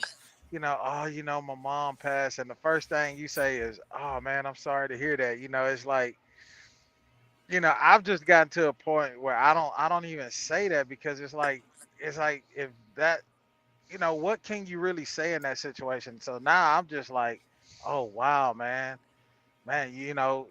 everybody okay? Everything, how you guys bouncing back from that situation? That's Mom Deuce, whatever, it's so cliche, that's like when my wife's mom passed away, everybody there that came to the funeral were like, oh, if you guys need anything, don't hesitate to give us a call. Even their grandparents on Even their though they father's don't, side, even though they don't really mean it, it's something they just say. and that's what I tell my wife, man. That's what I told her. She's like, because she had a moment where like nobody has called since the day of the funeral and this and that. And I told her, I say, look, man, let me tell you the harsh reality. Like the way I grew up, I came to understand real quick that nobody truly gives a fuck about you. It's just something that they say. I say people only say that in that situation because that is what they felt led to do, because they don't really know what to say. But they're telling you, call me if you need anything. But they're saying it with regards that you don't ever have to actually call them beyond this point of y'all face to face. They don't want you to fucking Please call don't call me. Please don't call me. You know what I'm saying? They Like truly don't. just know I'm following protocol right now, and I'm saying what the world, what political correctness has told me that I should say. So You just do it. It's like what we said about bless you. It's like, okay, like it's just to be nice. This is what you say. This is what you do in these, Why do you just say it? No, you're just supposed to say that. You just be nice. It's just to be nice. Just do it. It's tradition. And it's just like they don't, and she was like, I just can't. And I'm like, look, it would have been I said, and I told her, I said, it would have been harsh for them to say this, but it would have been better if they would have been like, okay, look, hey, sad to see you lose your mom. We came here in support, but look, don't fucking call us after this. Like, we'll see you when we see you. You know what I'm saying? And it's like I had to open her eyes to this, bro. And like now she truly see it. Like I'm like, you can't live in this you can't live in this world and not understand that. Like, people truly don't want to help you. You know what I'm saying? You know what I'm saying? They What? truly don't want to be there for you. The ones that truly want to be there for you, that truly have love for you and like love you, when they say the word love, they truly mean it. Those are the ones that call you day in and day out. You know what I'm saying? They call you and they can sense in your voice that you don't really want to talk, but they make you talk or they make you laugh. You know what I'm saying? These are people, these are genuine people that can deal with you when you in your highest of fuckery, you know what I'm saying, and still be humble enough to be by your side. Like, motherfuckers that come around when there's a funeral, or you may see them at a family reunion, or you ain't seen them in years and y'all just so happen to be going to Sam's Club because Thanksgiving coming up, and you run into him and see him and y'all have a 30-minute long conversation and maybe a phone call the day after. Them motherfuckers don't want to be a part of your life, truly. They don't give a fuck about you at all, really. You know what I'm saying? They just happen to run into you. So now they're like, oh shit, I better call him. It's been a week. Yeah. Let Well, me go and call. I don't think it's really all of that for everybody, because I mean, some people, like I said, they don't really know what to say, what else to say in that situation. Like, some people are really socially awkward to where they just don't know you know, like, instead of being honest, it's like, my, okay, my thoughts and prayers are with you. You know what I'm saying? I can't do shit else for you. I'm here at the funeral to spend a little time with you, blah blah blah. And maybe some of them really do mean what they're saying, but we know the majority really don't expect you to call. They're saying it because that's the right, that would be the right thing to say in the moment. Yeah. Political correctness. Let me Yeah. play. I got something else. It's right here. Here, let me play this. It is not illegal to yell here. Excuse me, ma'am. You are held when you are visiting the city. Would you please ask your family to correct that you have been fired into several times? I will now leave your bullshit store. You have been asked very loudly about your family's contracts. You do not live off this salary. Goodbye, with the understanding I ask quietly and it is not illegal to be loud. Get the fuck out, lady. What the fuck? Like, she literally having a moment, bro.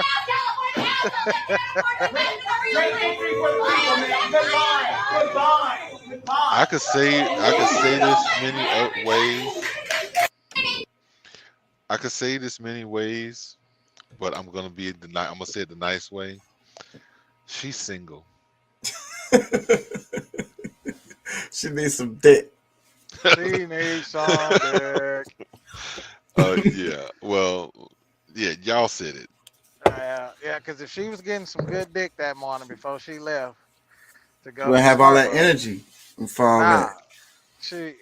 nah. She would have waited. Like, literally, she would have waited. Like, Her chemistry would be, her chemistry would have been flowing totally different. Like, that's the whole thing. Like, because of the different interactions with people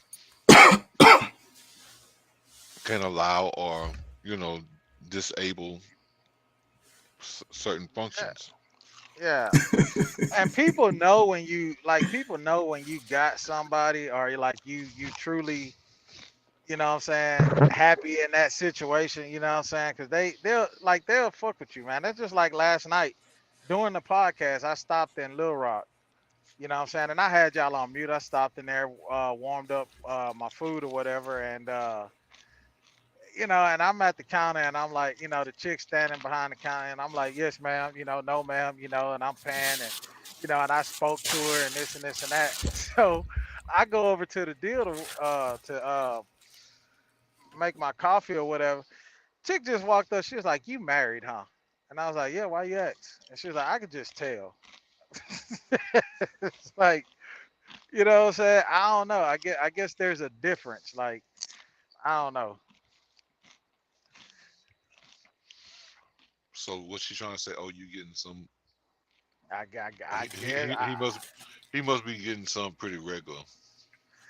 Something. She's saying something, bro. Or I don't know if it's just my persona, just like I mean, cause I get that a lot. You know what I'm saying? Like when I go places or whatever, and I guess I don't know. You know what I'm saying? I don't Well, know. it could mean, oh, you know what, you seem to be trained. I don't I know. mean, I wouldn't. it could go there too. You know what I'm saying? Like, I ain't going that goddamn far, Pat. Watch yourself. Goddamn. hey, yeah, I'm your boy. I'm gonna be honest with you. I think women are territorial, you know, and you know they like to take. That's why they say my man, he my man. That's my man. So then they'll be like, I took him from you. You know what I'm saying? That's my man now. Yeah. So I I don't don't know. know. I think that when you have on your wedding ring, you're more attractive. Like they want you more. It's like, okay, well, you know, he's He obviously a must be good doing guy. something right. He Yeah, must be doing somebody something likes right. him. Yeah. Yeah. Yeah. I don't even wear a ring, bro. Like, I have a way. I have a silicone band. That's just like people ask Brittany all the time. They're like, you don't care that he goes to work without his ring, or this or that, or he out here and about without his ring, and your husband, he is handsome. I've seen people flirt with. Hey man, like bro, I don't. I'm not out here. You know what I'm saying? I don't a ring that doesn't. I'm gonna be who I am no matter what. I'm gonna uphold my vows, uphold my respect my wife with or without a ring. Cause I know motherfuckers that got a ring on all day long and they tell you, this ring don't mean shit. You'll get this dick. That's I got fucked some up. I got some partners, bro. They do not give a damn. Like That rolled off your tongue way too easy, bro. That made me feel a bit uncomfortable. Let me play this right here. King Slime. He's pulling the shots. Of the least of them, you found them dangerous. This is the most of them. This is the one that you see the shadow in the back of the room. He's the one directing traffic. He is the one they're all afraid of. He's the one that's King Slime. He's pulling the shots.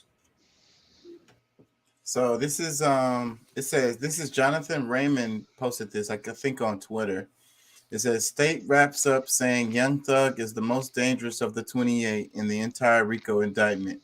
He's the top dog. He's the most dangerous man here. He's the one they're all afraid of. He's the one. That's King Slime. He's pulling the shots. I can't give them people no kind of respect. That's the prosecutor right there. Yeah, he's a fucking dick. Now I'm gonna just lay it out on the table because this RICO they trying to put on Young Thug and his crew, his people, his family, whatever, these people that's they trying to involve him with. They're not up there, like they didn't try to put a RICO on the guy up in Buffalo and the people that helped him with his manifesto or supplied him with the ammunition or the guns and stuff that he had, where he staked out those people in the supermarket. So I think this is like a just total bullshit. So they can kiss my ass with all that shit they talking, because I mean I'm just not for it. They full of shit. I heard somebody say like who did he piss off in the industry? What top exec did he tell no? Some shit. I seen that somewhere on, I don't know if it was on TikTok or something like that. It's like basically they were saying like, when these guys stand up for themselves, you know what I'm saying? That's pretty much their demise when they have bought into whatever. And the whole deal around the whole industry, they in a cult, they this, they that, they so like I don't buy into all that shit. It's just funny to me how they always put that shit off on. It's always black people putting it off on black, rappers, Well, actresses, singers. Like I well, don't. I'm not gonna say it's impossible that something like that could be happening because, I mean, we know money and power is what really run is the money mostly, and of course having that power to throw it around and make you do things, make some of these, especially these artists that may have started out one way, now they're rich and they can do it on their own. Some people are gonna feel some kind of way about that. It's like that's millions of dollars, if not, hundreds of thousands of millions or however many, how much money that is that was going into their pocket that now will not because of their not being able to re-sign or that's something that's possible. You know what I'm saying? So I wouldn't throw it totally out the window, but like regardless, this justice, what we call a justice system, is not just at all. So that's why they can kiss my ass. Well, let me read the comments. This was posted by the Shade Room on Instagram. First comment says, "This some sucker shit," and this is Los Angeles Confidential Blue Check. This is Game right here. And then the next comment, Game the rapper, and the next comment is, "In all my years, I ain't never heard of no mob boss pulling the shots," and that's T.I. right there. Let me read some more. Next one. This is the Boyce Watkins. He says, "When you're in a rush to put the crown on your head, you could be putting a bull's eye on your dome. These RICO charges are very serious." He on some sucker shit too. Oh, sucker ass niggas. Dr. Umar, he just be, I mean, not Umar, Dr. Boyce, he be just wanting to have something to say on every damn topic. Some stuff, like, he's good on economic topics, but other topics he probably shouldn't chime in. I mean, well, I'm gonna tell you because I mean, I've lost a lot of respect for him, especially since this whole Kevin Samuels ordeal, because like he utilized every moment he could on this man's death to try to make some content, and like I just don't respect that, bro. You know what I'm saying? That's not your style. You came out here trying to teach people about, equity, learning about, building up your monies and, your business school and all this other kind of stuff. Stick with that. Hush your mouth. Next comment, it says, "This sounds like a great intro to a song. When you free, please use the thug and call the album King Slime." This was Real Starry Gal. I don't know who that is, but it's a blue check person. I don't know who that is. Pictures are cool, though. We're not going to go. It says, "He's the one that's King Slime." Laugh my ass off. Next comment. It says, "Ooh wee, King Slime." They're laughing emojis, crying laughing emojis. But look, I'm going to tell you, if, because my thing is, if he's dealing drugs, doing all whatever, like, to me, I mean, I don't know, it just doesn't really add up. He could be, or he may be. I don't think it really makes sense for him when okay, he's got other people, and just because he's around, this is his family or whatever, to just try to lump him in there because he's Young Thug. You know what I'm saying? Like, it makes more noise to be able to involve him in all of that, but what reason does he have to be truly involved with all of that? And it seems like the comments are all like, so the streets are saying basically he's not King Slime, like they're laughing at it. So they're like, it's clearly not true that he's like a big kingpin type, as far as the comments are saying. I like to get a gist for the comments because it gives you like a consensus of, the what basically the streets are saying. When I say the streets, that means like popular opinion. And I'm sure these people, like these kids, man, they study a lot of this stuff, man. They be knowing what everything that's going on with these celebrities, like literally everything they did, legal and not legal, like their whole history, they know it. So the streets know. Especially in Atlanta. I mean, it's like, let me, all right, let me just say it like this too, because let's just say he decide, he's getting some weed, and he buys 10 pounds of weed. I don't think that's abnormal for somebody with his amount of money, because he's not probably not just buying just enough for himself. You know what I'm saying? And like, why would he want to buy something every day and have to go deal with, this person, that person, whatever? Like, it doesn't make sense. I mean, people on his level do things different. You know what I'm saying? Like, Because everybody know it's cheaper when you buy it in bulk, and that's the case with literally everything. yeah, I mean, it only makes sense. Like, this saves him money over time to buy 10 at a time, 5 at a time. And shoot, like, shit, when I was a dealer, my smoke sack was a QP, a quarter pound. So I mean, you know what I'm saying, if you got a group of 20, 30 people around you, shoot, you probably gonna have, that's what each person probably will have, is, you know if, let's just say, even if it was 10 of him and 10, him and 9 of his partners, and each one of them are getting a pound, so what? This is like gonna keep them for the month. Let me play this little clip right here. Maybe it's funny. Good. Okay. And I fried chicken hard the first time. I don't have to double back. They can't take all this. This is a lot. It's a lot. I give it's from the time I open my eyes to the time I close my eyes, but I'm loyal. Yeah. And my coochie good. Okay. And I fried chicken hard the first time. I don't have to double back.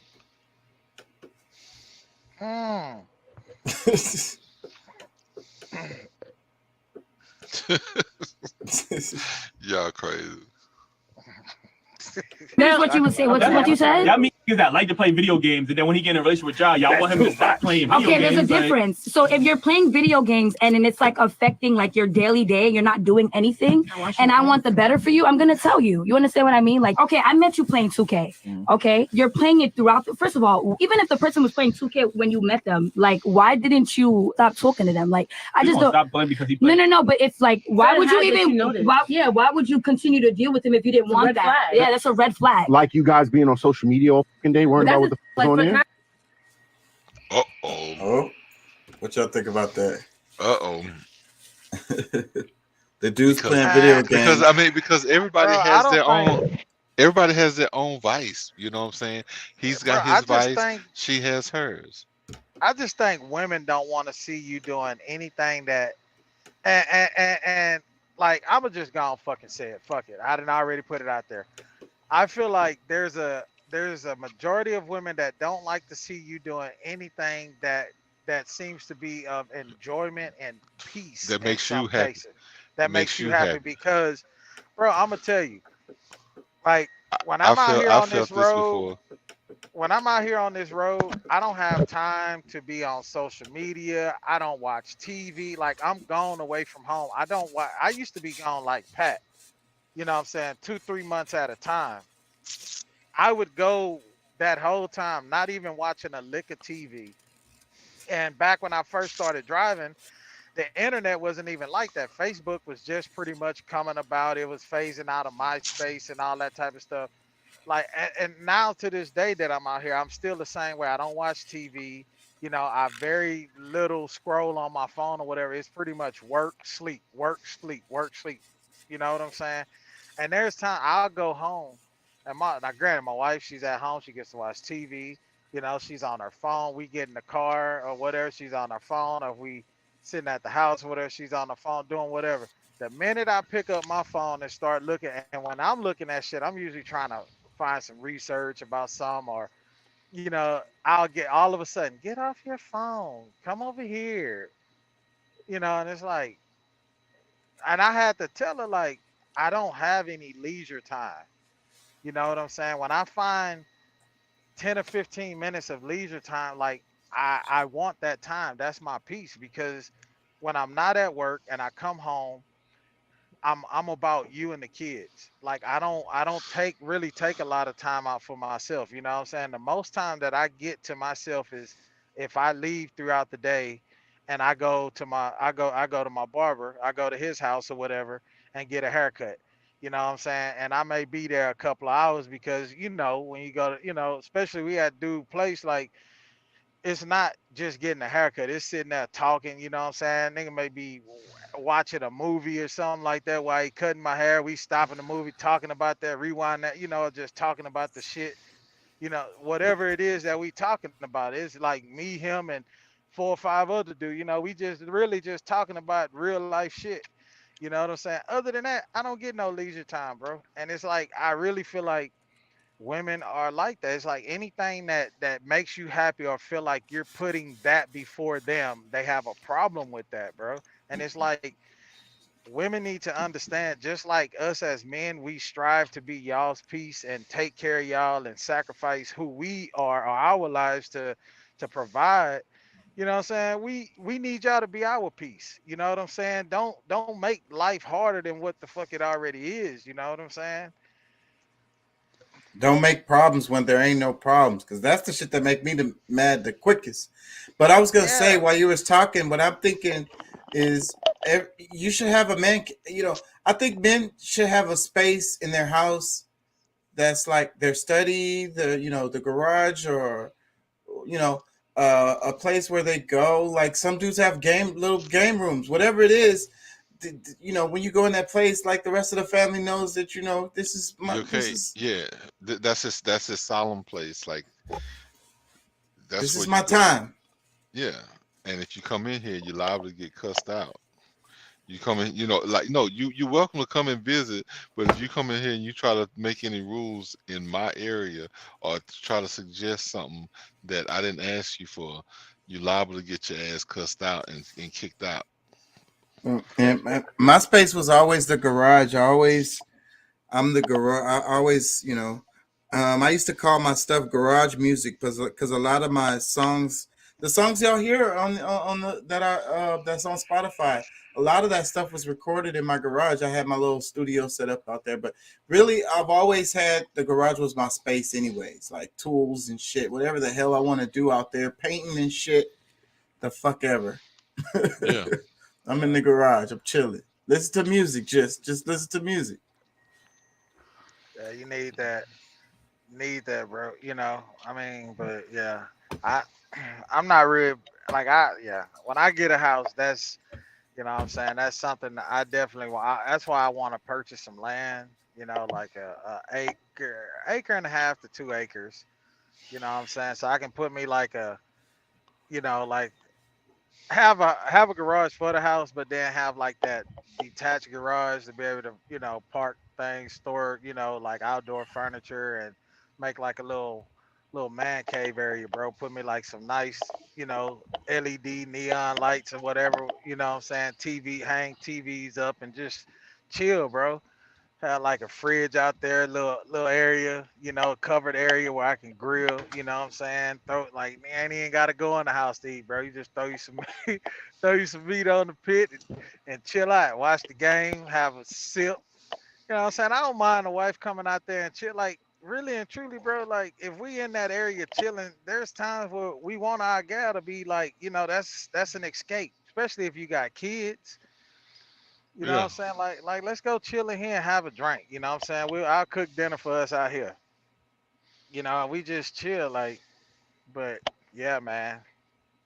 That shit that shit can drive you crazy, bro. It's good to have that space, like, cause my mom is in the garage at her place, and Barry be kind of like he always be working on something, so he kind of just be out in the, in the yard doing whatever, and she'd be in the garage. But it's like that's her space, right?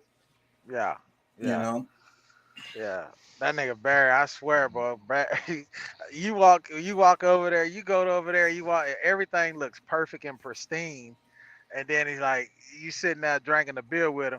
Yeah, I think I'm gonna take that out and redo it today. Motherfucker, you just did that shit last week. Nah, I don't really like the way it came. I think I'm gonna take that down and redo it. Like, Yeah. that's just the way he is, bro. That's his house is always growing. It's always growing and changing.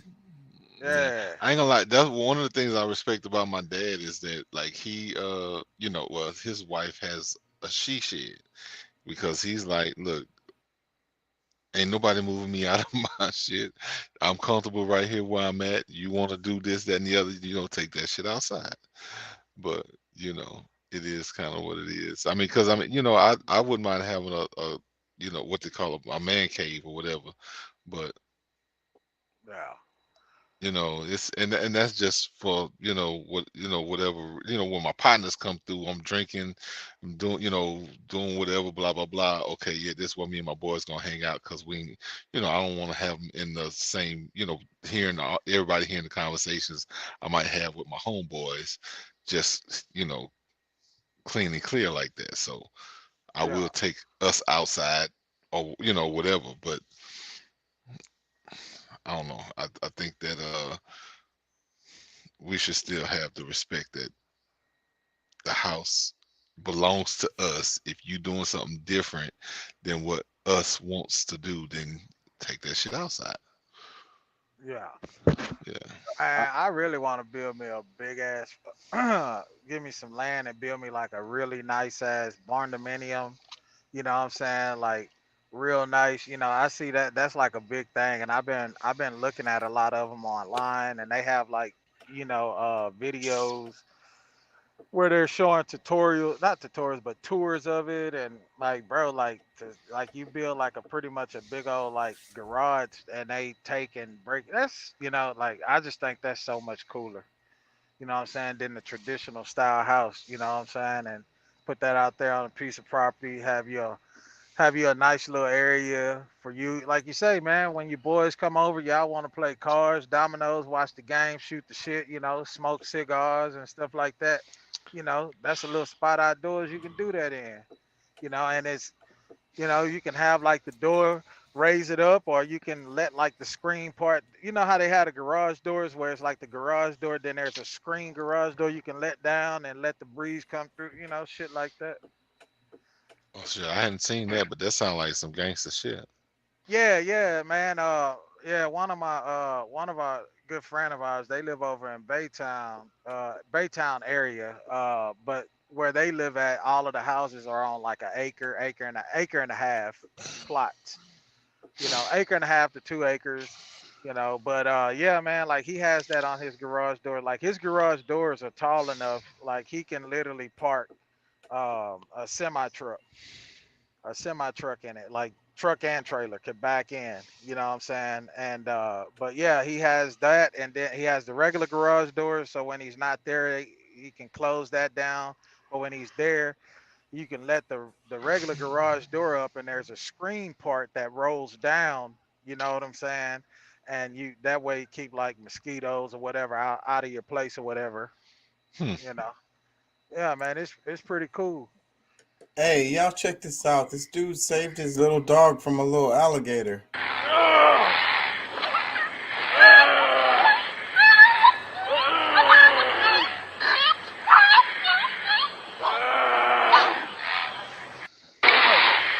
His finger must be caught in his mouth now, huh? Well, it take a lot of, even though that's a little alligator, it probably takes a lot of strength to open his mouth. So they have a real strong biting power. And I'm sure he cutting his hands doing it too. Well, if the alligator was any bigger, That's a G. Yeah, he gangster. Yeah, he is definitely a little G. It looks like the dog lived through this. Like he really was done. He was done. But if the alligator was any bigger, bro, that it wouldn't have been a wrap. He wouldn't, it would have been done. But this is a real thing. These little, especially the small dogs, and they have the warnings around all the parks, because they're perfect prey for those little alligators. And I've been seeing a lot of clips where these bigger dogs are pretty much eating these little dogs. These people like walking their dogs, and they immediately, and then the people can't control their dog, and they just like attacks the little dog, tear them up. Everything sees those little dogs as prey, really. Even other dogs. The little ones? Yeah. Yeah. I feel like they don't have no use. What's the hell the point in them little dogs? They're cute. Well, that's not good enough. You gotta earn your keep around here. It costs dog food and everything. Man, shoot, if somebody come around, they will make the most noise. But they not finna do shit, and everybody knows when they hear the little, they finna kick the shit out of that dog. It's like, oh, that's a little dog, because you know the dog. When you hear that roof, roof, roof, that's when you be like, okay, wait, hold on. Hey, but if you smart, you have a couple of little dogs. You know what I'm saying? Little miniature pinchers, or a couple of little, some little rowdy dogs like that. And then you had a big cane corso, Chihuahuas. yeah, Chihuahuas, and you had a big cane corsos that are trained not to bark. To be Right. quiet. To Man, be that's the quiet. scariest thing, because I know a lot of D boys, because people who keep they don't trust banks and shit, so they keep a lot of the stuff in their house, valuable stuff, and they always worried about getting robbed. Now they be having security systems and stuff like that, but these dudes love to have dogs in their house, and these dogs are roaming free around their house, bruh. You do not want to break into these people's house and run into, because it's gonna be more than one dog. It don't matter how many gun. If you got guns, another dog gonna whip around the other corner or something. Like, bro, it's a wrap. You in trouble. Say, bro, I'm gonna tell you. I mean, none of that action was happening at my brother's house or here at my mom's, because he when he divorced, he came. He's just moved back at my mom's crib. But, however, his dog, bro, he was. I mean, nobody's gonna come here and do nothing. Like the UPS guy is jumping out of his drawers, just walking up to the front door with a package, because he's at the window like, come in here if you want to. And you just come on, like I dare you. I've been waiting. I wish a motherfucker would. I gotta earn my keep.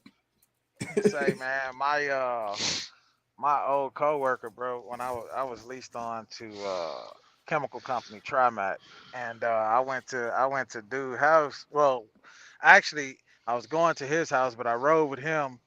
He was having a little get together, whatever, and so I rode with him. But we stopped by his mom's house. She got two big ass fucking how do you call them, Tabian Mastiffs. Two of them. And when I tell you they big, bro, like they big, like the fucking dog's back came up like above my waist, like two big ones. And these dogs are real territorial, you know what I'm saying? And man, you talk about scared shitless, bro. And like we walked in the house or whatever, and the dogs was cool. She came to give me a hug. Say, bro, the male dog, because like he really thinks like that's his woman. Like he protects her like that. Like she came to give me a hug. He walked over there with her while she's giving me a hug. He sat down, but he's looking at me the whole time, bro. I'm Like sitting there. you better not do nothing out of line. If she make a yelping sound or something, I'm gonna be on your ass. Bro, Them dogs are real smart too. They're real smart, those dogs.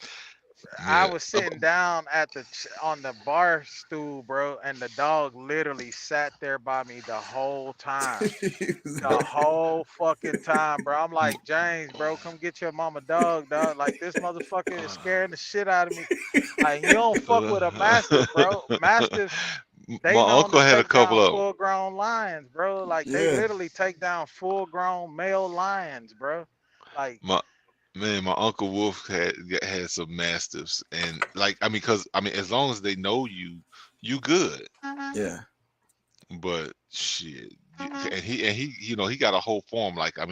Those dogs, they pretty much protect the whole property. So it's like they're so strong. And he had some other. They had what you call what's the fighting dogs that bulldogs, not pit the bull. bulls. The pit bulls, they had had a few pit bulls too, but they all get along. Some of maybe a couple of them was too crazy to let just roam around. But shoot, they be sitting in the driveway, somebody pull up, Oh, okay. Who's it? Okay, nah, they cool, and they'll just lay there. But shit, if they don't know you, huh?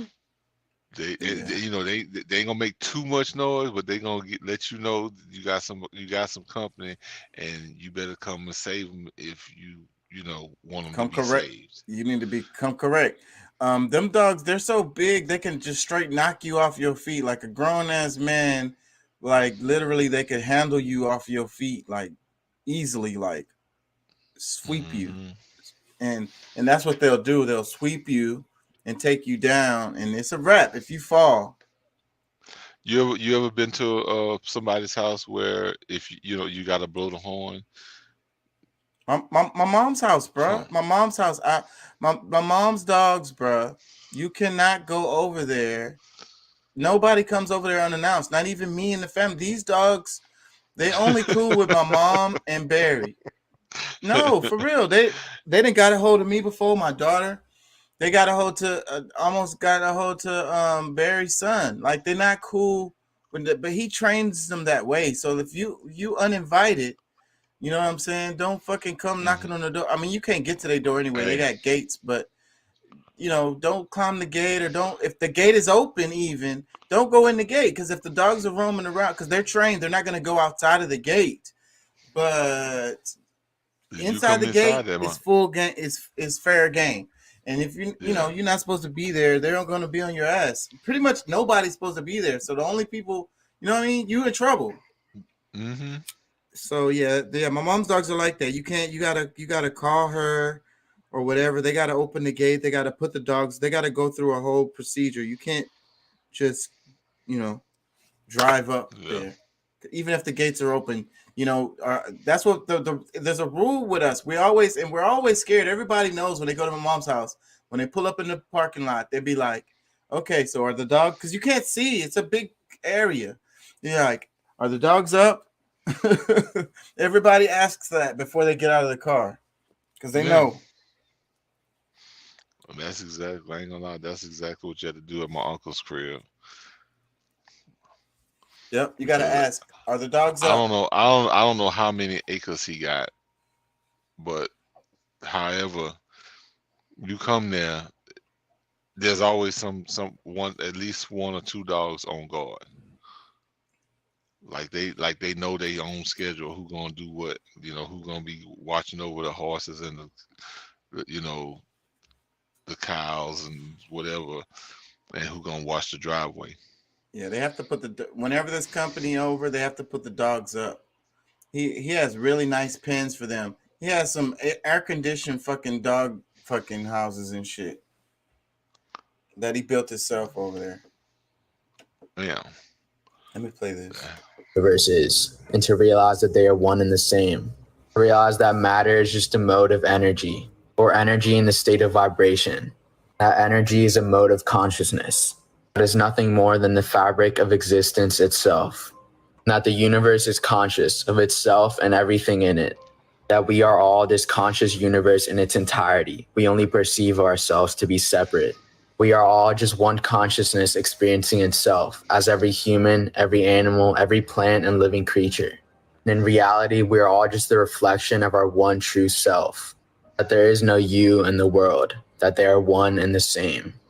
Many people misunderstand the meaning of we are living in a simulation, where life is just one big illusion. And that the whole point of this realization is to remember the fundamental aspect of what we are and what the universe is. And to realize that they are one and the same. To realize that matter is just a mode of energy, or energy in the state of vibration. That energy is a mode of consciousness. It is nothing more than the fabric of existence itself. That the universe is conscious of itself and everything in it. That we are all this conscious universe in its entirety. We only perceive ourselves to be separate. We are all just one consciousness experiencing itself as every human, every animal, every plant and living creature. And in reality, we are all just the reflection of our one true self. That there is no you in the world, that they are one and the same. Many people... Man, every now and then TikTok, somebody makes a TikTok that make me be like, okay, TikTok should exist. That's a really good TikTok right there. No, they got quite a bit of stuff on TikTok that's valuable, but there's a I bunch know, that's not either. So I mean, Brendan. I What you feel got to I feel say? I feel I know you got something to say about that clip. That's a good clip. You there, Brendan? We can't hear you. On my end, it doesn't say you're muted, but we can't hear you. Yeah. So, what do y'all think about that clip? I mean, I think it's cool. I mean, it's good. This kid is finally learning something he can pass on to some of his viewers. Yep. I think it's really heavy. I think a lot of people don't get it. Don't really get it. And this separation is what causes all of our, pain, if you will. You know what I'm saying? It's like being afraid of death, being detached from each other and being detached from the earth, being detached from the universe, literally stuck in the matrix, separated from reality. Yeah. I mean, when you take yourself away from the actual energy that is, because I mean, even the material part of you is just energy, you know. Um, but yeah, when you're separating yourself, because that's the main thing. When you separate yourself from God, or the Almighty, the highest power or whatever, when you separate yourself from that, you're disillusioned. You can't truly tap into a reality that's really going to be meaningful to you because you're leaving out the biggest part.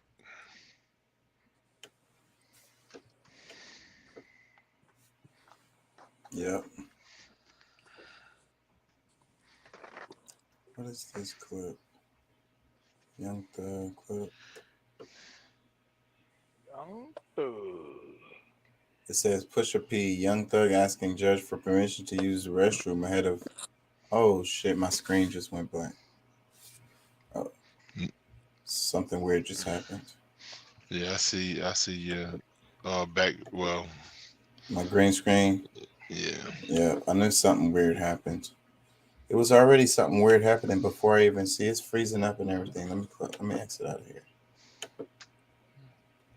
Okay, so I'm gonna have to reboot.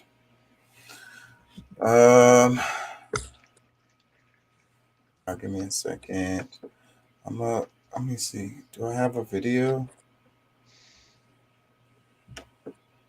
December 2nd. I mean, the 2nd. Is this? Hold on. June 2nd. June 2nd. My bad, y'all. Democracy Now. Y'all go ahead. December 2nd. I was gonna say shit. Tomorrow my birthday, dog.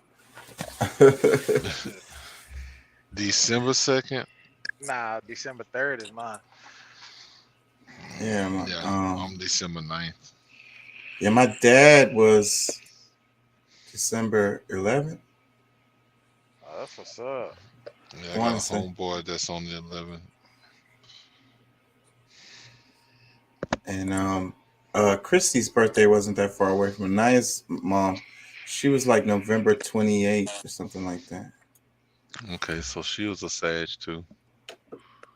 Yep, it's something with that. Because then my son's mom was December 24th, which is a different sign, but December 25th, I'm sorry. But that's still something. There's something with that. It's like all the people that be important in my life. I don't know. I've thought about that already. So y'all go ahead and talk about the Zodiacs or whatever. I gotta reboot. I'll be right back. Give me that bread. I made a A to Z list of words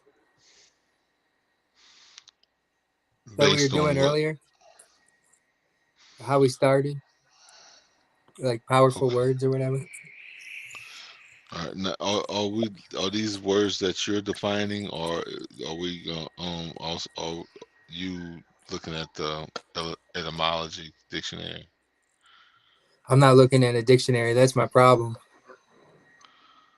I'm trying to come up with it. I mean, that's fine. I don't you want have. to come up with words and give your. If you want to give I don't your have definition kids. of it, that's fine too. I mean, I'm not really tripping. I was just asking what on what grounds are we doing this? I just want to list them off, but I don't have them all done yet. Okay. Well, no, that's cool. So you good, Chop?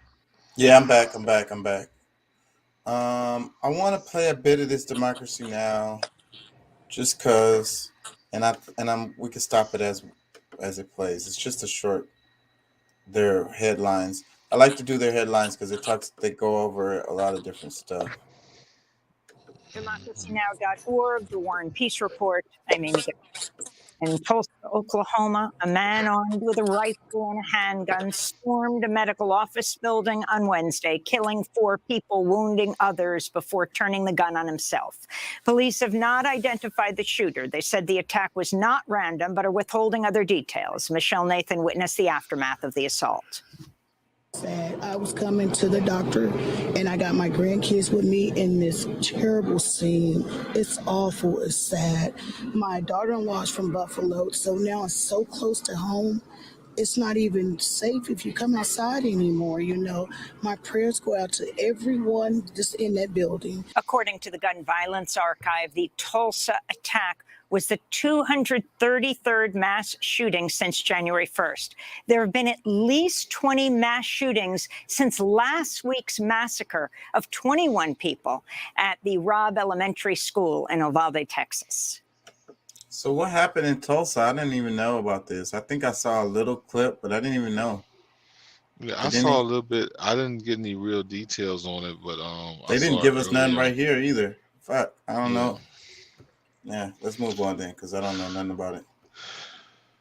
In Buffalo, New York, a white man accused of murdering 10 black people in a supermarket May 14th was indicted Wednesday on 25 counts, including domestic terrorism and murder as a hate crime. Prosecutors say the 18-year-old was radicalized through online forums such as 4chan, authored a racist manifesto, live-streamed his shooting spree. If convicted, the white supremacist gunman will face an automatic sentence of life in prison without parole. In Uvalde, Texas. What do y'all think about that? Life in prison without parole. Yeah. That's why I can't get down on we're all just one consciousness. Like, I don't believe I would do that. And well, we all have that's fucked up. We all have the yin and the yang in us. We can embrace the dark. We can embrace the light. God gave us the right to choose, the ability to choose, what they say, the greatest gift is it's better news to me than what I previously heard. The rumors as far as him only getting one charge, one murder charge, and that was gonna be it, which kind of pissed me off. So to at least hear that he's being charged on each and every murder, at least makes sense. But I don't want to get too excited because these people get very creative when it comes down to it, and to potentially let this dude free. Yeah, they're gonna be watching this like the OJ trial. This is gonna be the new distraction. This is gonna be probably what Doc was talking about, the distraction going into the election, because it's gonna be like the OJ trial. It's gonna be. I'm sure they're gonna televise. Don't get distracted, cause we don't need that goddamn. We don't need Chaka brother back in here.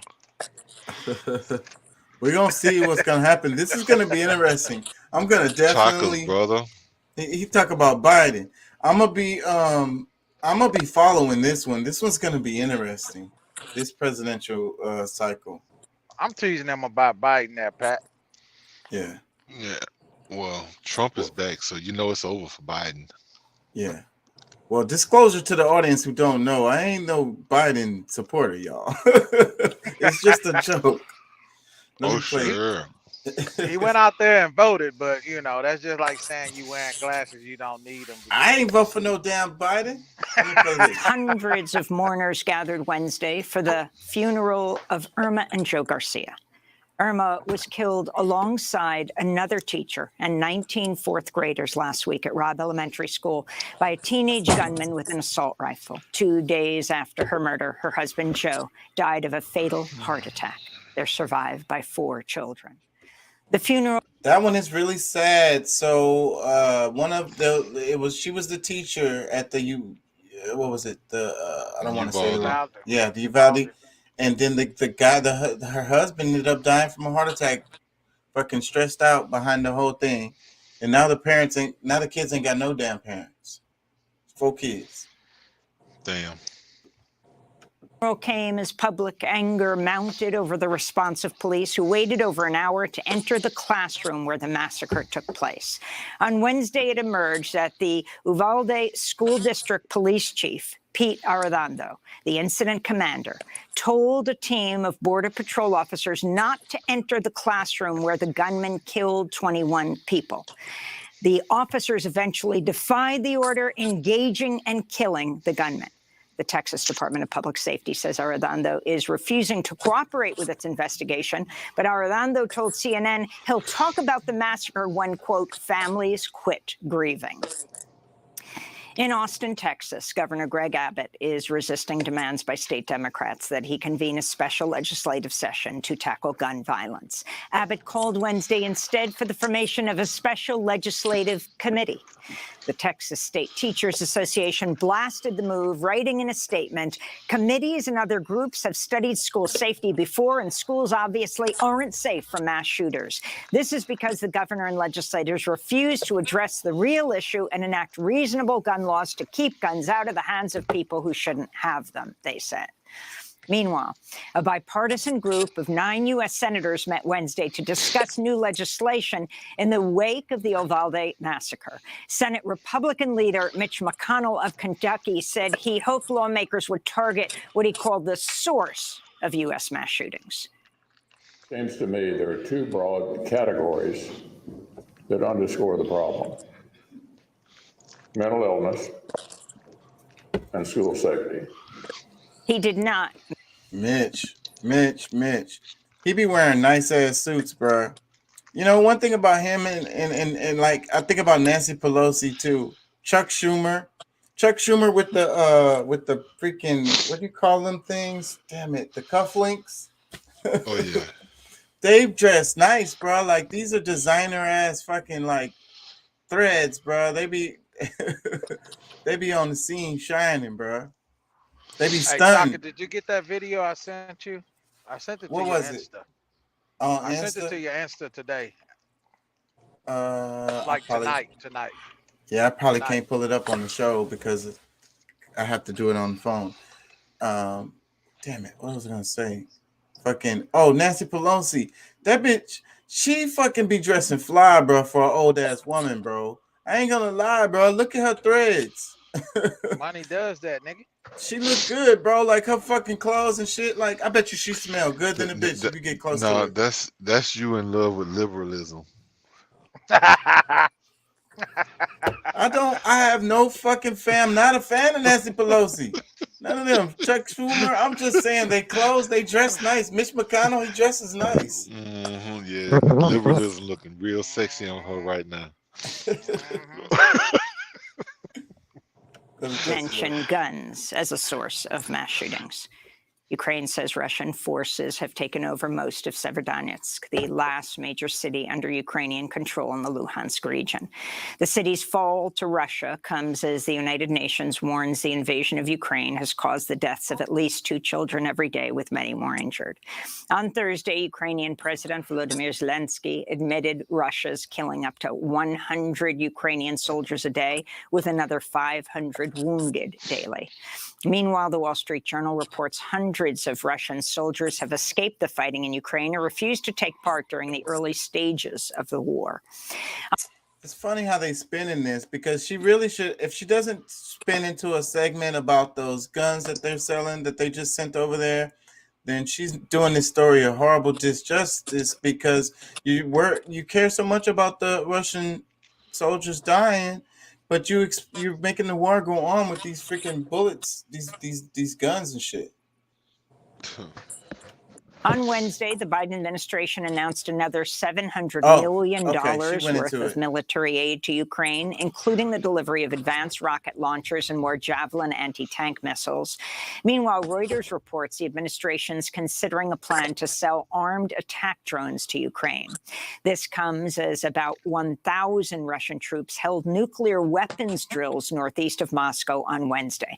We'll have the latest on Ukraine after headlines. They're doing nuclear drills. It's good that she spent into the weapons, though, so she did the right thing in that situation. So hopefully people that's in the audience can put two and two together, even though she didn't really say it.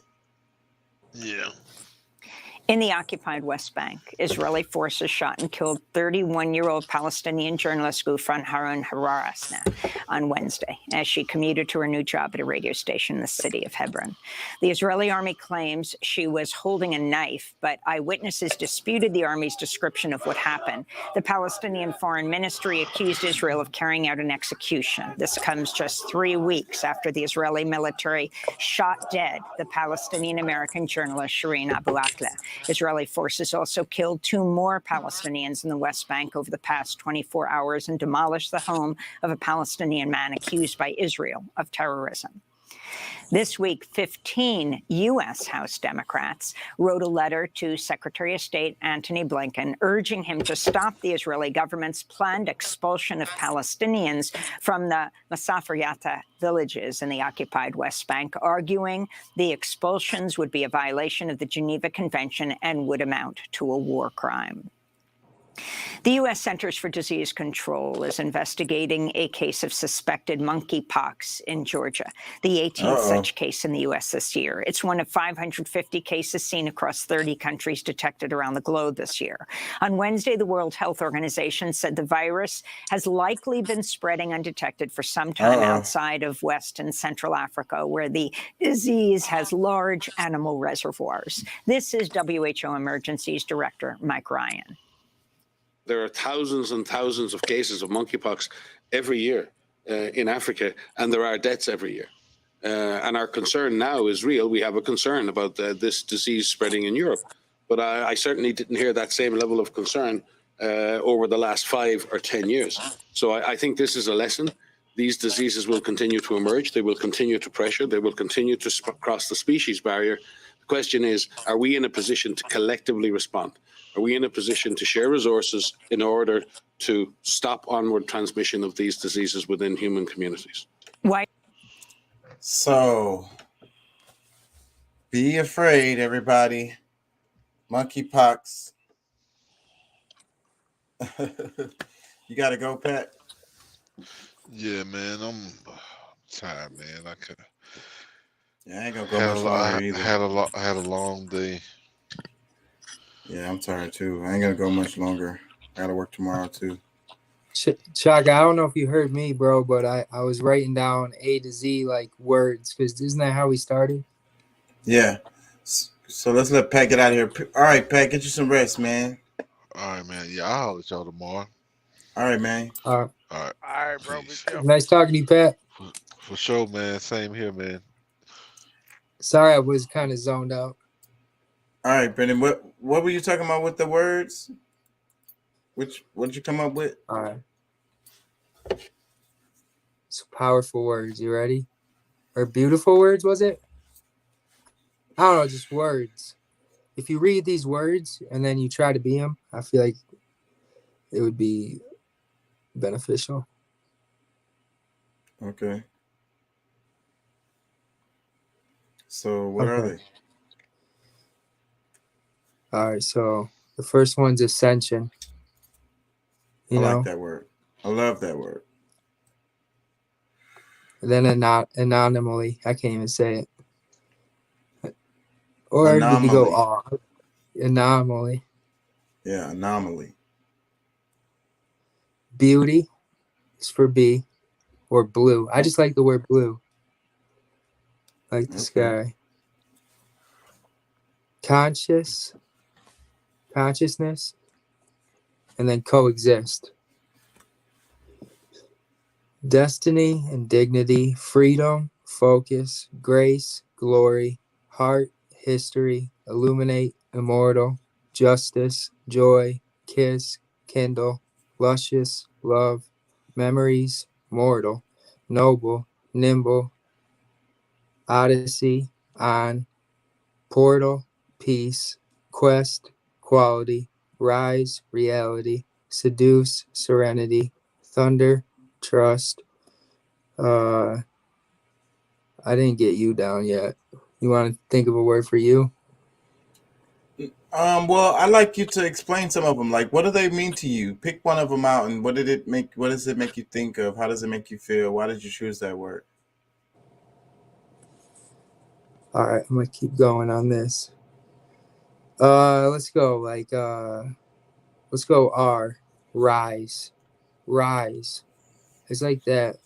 If you can find it in you to rise, like rise, we keep rising. That's why we dig for information. We're trying to rise. Reality as we know it, because no matter what reality you're in, there's always another reality. There's a possibility of a different reality no matter what reality you're in. With focus in your mental ability. Okay, expand on that. You can send your higher consciousness that evolves throughout all time. If you know how to contact it, I got so scared that I just wanted to leave my body. I was talking to myself, but the final version of myself, Yeah.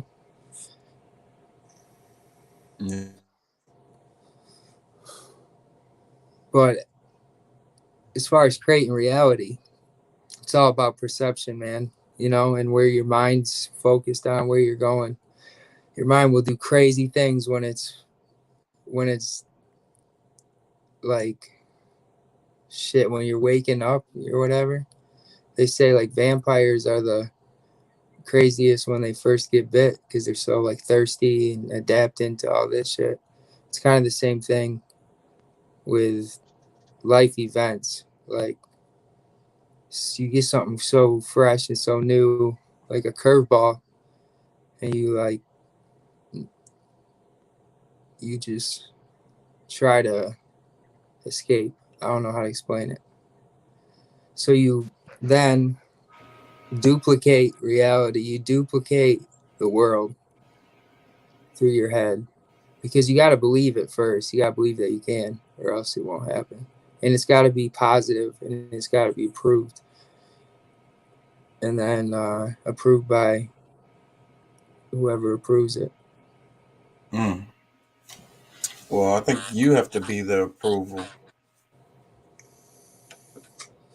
But lately, I've just been so focused on adding my consciousness to all the consciousness that is existing, and I've just been focused on bringing a better world, like just adding negativity for a couple months, which just didn't get me anywhere.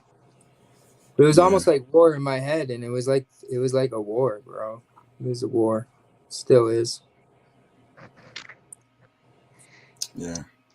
But you kind of like convince yourself you're in your new reality that you created in your mind, and that you won, and everything's gonna be fine. Oh, dude, another word I wanted is safe. When you feel safe, it's just like, if you don't feel safe, like walking around Houston, when I wasn't whipping, just walking around Houston late at night and shit, it was just like, you don't feel safe, It's like, I was living in those hotels, and there was like, you know what I mean? There was drama. There was drama there. Things went down there. Cops were always there, bro. It was just drama. And when you don't feel safe, you kind of are easier to control a little bit, because, it's like, okay, I'm safe here. I'll go with the flow here because it's better than where I was. when I didn't feel safe.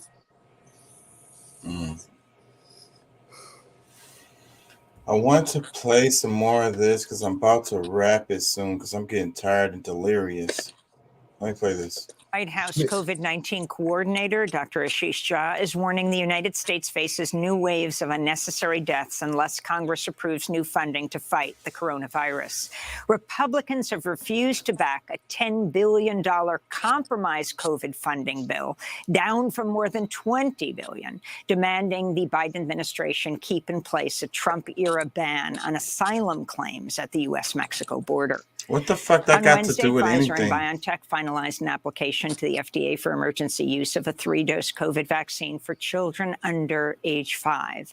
FDA advisors are scheduled to meet June 15th to discuss the plan. Damn. Meanwhile, new data shows deaths among seniors 65 and older soared during the winter wave of Omicron infections after the virus evolved new ways to circumvent immunity from vaccinations and prior infections. So they still want to give it to kids under 5. And then it's like the craziness of they went from the story of the monkeypox to COVID. And it's like World Health Organization. And it's like they're talking about some people in Africa catching monkeypox. And it's like, so now they're like, okay, well, we got to be scared the European countries are going to get it too. It's like the next boogeyman. President Biden admitted Wednesday he was not aware of how great an impact the Abbott plant shutdown in February would have on infant formula supplies until April.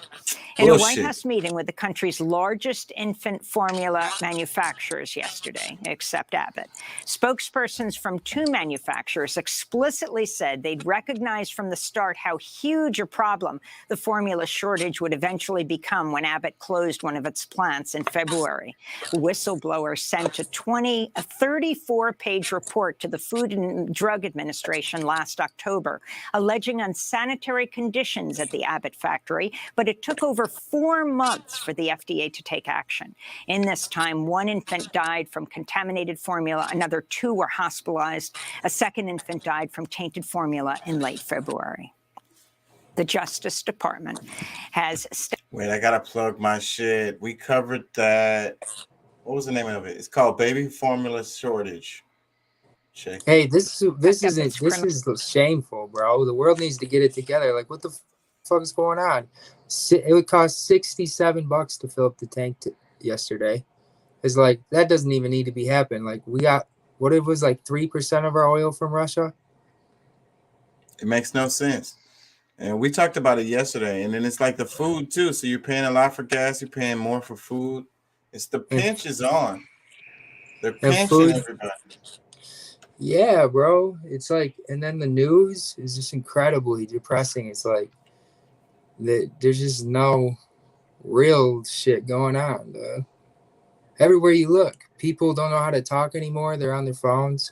It's like, wow, shit, you know, you used to have to communicate around here and like fucking hang out, play board games or cards or something. You know what I mean? Ride bicycles, get lost in the woods, go fishing, crabbing. So you know what I mean? Like, that was a lifestyle that we don't live anymore. And we've gone like 12 years without it. And the world is changing. The technology is changing us. People, you know, they like bash on the people, but overall, without the war threat and without, you know, like pandemic, we've at least felt safe. I mean, like, I don't feel safe now. Like nuclear weapons and shit. Fuck all that. Like school shootings. School. Oh yeah, the school investigation. That's the worst. School shootings is the worst. It's the most scariest stuff that you could think of is what they play, and it's just keep everybody in a heightened level of fear so they can control you. Like it goes from threat level red to threat level red to threat level red. It's to make a fool of you. You know what? It's fucking disgusting. It's to lower you down. It's like, hey, guys, what the fuck? It's like, what the fuck? Why would you do that? Let me play some more. I'm gonna get through this. Creation of fake slates of pro-Trump electors looking to overturn Joe Biden's presidential victory in 2020. That's according to the New York Times, which reports the probe has a particular focus on the team of lawyers that worked on behalf of Trump, including John Eastman and Rudy Giuliani.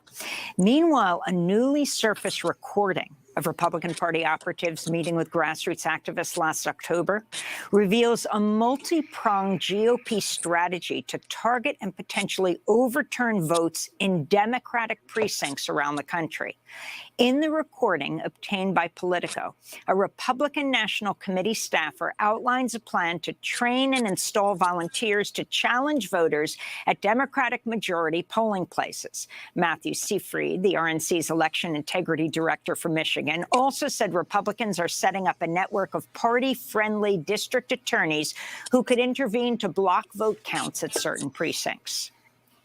Truly, it's going to be an army, right? We are going to try to recruit lawyers. We're going to have more lawyers than have ever been recruited, because let's be honest, that's where it's going to be fought, right? The Department of Education said Wednesday it will cancel $5.8 billion in student loan debt for borrowers who attended the now defunct network of for-profit schools known as Corinthian colleges. It's the largest one-time discharge of debt ever made by the Department of Education. A report by the legal organization, the Project on Predatory Student Lending, found for-profit schools, quote, systematically targets prospective Black and Latinx students, encourage them to take out federal student loans, and leave students with a worthless degree and debt that they are unable to repay, unquote. In Florida, abortion providers have filed suit to block a new law banning abortion after 15 weeks of pregnancy. The Center for Reproductive Rights said in a statement, quote, the Florida Supreme Court has long held their state constitution protects the right to end a pregnancy. That means even if Roe fails, abortion should remain protected in Florida, and this ban should be unblocked, unquote. Barring a court injunction, Florida's 15-week abortion ban is set to take effect on July 1st. A jury has decided in favor of actor Johnny Depp in a defamation suit against his ex-spouse, actor Amber Heard, awarding him $10 million in damages. The jury also found in favor of Heard in a countersuit she'd filed against Depp, saying his legal team falsely accused her of fabricating claims, awarding her $2 million. I think they both should have got the same amount of money. Was an op-ed Heard wrote about her we really didn't experience know. with intimate partner violence, published in the Washington Post. It's like, what's the fucking point anyway? They're fucking rich. Both of them are rich. Like, the fuck? In 2018, at the height of the Me Too movement, activist Ronna Burke's Me Too movement organization has issued a statement acknowledging the, quote, mockery of assault, shame, and blame, unquote, over the weeks of the trial, calling it a toxic catastrophe and one of the biggest defamations of the movement. And a warning to our audience, this last headline contains graphic footage and descriptions of police violence. In Brazil, protesters are demanding justice for Genivaldo Jesus Santos, a Black man diagnosed with schizophrenia who was killed by federal police in the city of Umbaúba on May 25th. Video of the incident shows a pair of officers trapping Santos inside a vehicle after releasing a tear gas canister inside. A medical examiner later determined he died of asphyxia. On Wednesday, hundreds of protesters marched through Sao Paulo demanding justice. That's a fucked up way to die. Bro, but look where it directs your mind. Genivaldo was tortured for a crime he did not commit. A Black man with mental health issues. The family begged for his life, but they were not heard. Many Brazilians are comparing the death of Genivaldo Jesus Santos to the police killing of George Floyd in Minneapolis, which took place exactly 2 years ago. Santos's killing came just days after police killed at least 25 people during a raid on a favela in Rio de Janeiro. And those are some of the headlines. This is What you was gonna say, Brandon? I'm about to wrap it. Oh man, I got 1%. I think you're in charge over here. I was just about to say, man, it's like that does need to be reported, like stuff like that. Can't not report that, but humans need to step up, man. What the fuck? Like, is that all we got to give the news, you know? People are so desensitized to tragedy that they call it into existence and speak it into existence and catastrophize reality now with all these fucking videos like getting suggested to us. It's like, and then other people are just, you see them, you see 10,000 people all over these platforms, And it's like, man, some of y'all just be the same, you know? It's just like the same thing every day. It's like, I wish I could help everybody, but I mean, I don't have the power right now, you know? Yeah. What would I preach? I'd preach mental health first, like adapting to more than the human experience. Like in the human experience, you are supposed to go to another level mentally. And it's like God in this world, like God goes off your thoughts and like the shit you say, like every word you say. So it's best to talk with purpose and think with purpose. Like if you're thinking about negative stuff all day, man, for 10 years straight, you're gonna wake up from that negativity and you're just gonna be like, whoa, like what was I doing? Got lost. So negative. Nothing. Yeah, but I still think we have to look at reality. So, you know, you could say it's negative, but I could say it's what's happening. Because the yin and the yang is the whole, the universe is the whole, you know, everything that's happening is a part of the whole. We can't just dismiss a part of it because we feel like it's negative and, you know, act like it's not happening. That's not going to make it go away. And these things do affect us, you know? We need like a badass influencer to take charge of people, like calling people out about this and like, you know, raising frequency of humanity so it doesn't happen so often. So we don't have to sit and think about more depressing shit, because then it fucks up your focus and your thoughts. Well, you have to find balance. Like, you know, that's what I say. You have to find balance. So, you know, you know, it's stuff that's informative is not going to be fun, you know, and life isn't all about fun. It should be. Why not? Because sometimes you have to do stuff that's not fun, like maintenance, like brushing your teeth. Is that fun? It should be, because we're programmed to not have fun, man, because of all the negativity and all the lack of confidence and just the lack of will, and you're tired all day because the food you eat and the things you see all day. So But you're not. some No, it stuff, isn't fun. So none of some that. stuff Nothing. isn't fun, bro. Like taking out the trash is not fun, bro. Like, you know. It would be fun if you had a badass thought when you were taking out the trash. Like, yes, you know, I'm hyped up about doing this next thing because I had this badass thought. But instead, you're like, fuck. Well, you could delight in your work. You know, taking out the trash is something that has to be done. You know, you have to do it, or you're gonna be swimming in trash. You know what I'm saying? So, but taking delight in doing it is the right thing to do. But that doesn't necessarily make it fun. Yeah. Hey man, I hate to run. I'm gonna get off of here, bro. I'm here at the plant. I need to get down and get this trailer off of me and see what they got going next. It's gonna get loud when I get out the truck out here with all this machinery going. That's cool, man. Because I'm about to wrap it anyways.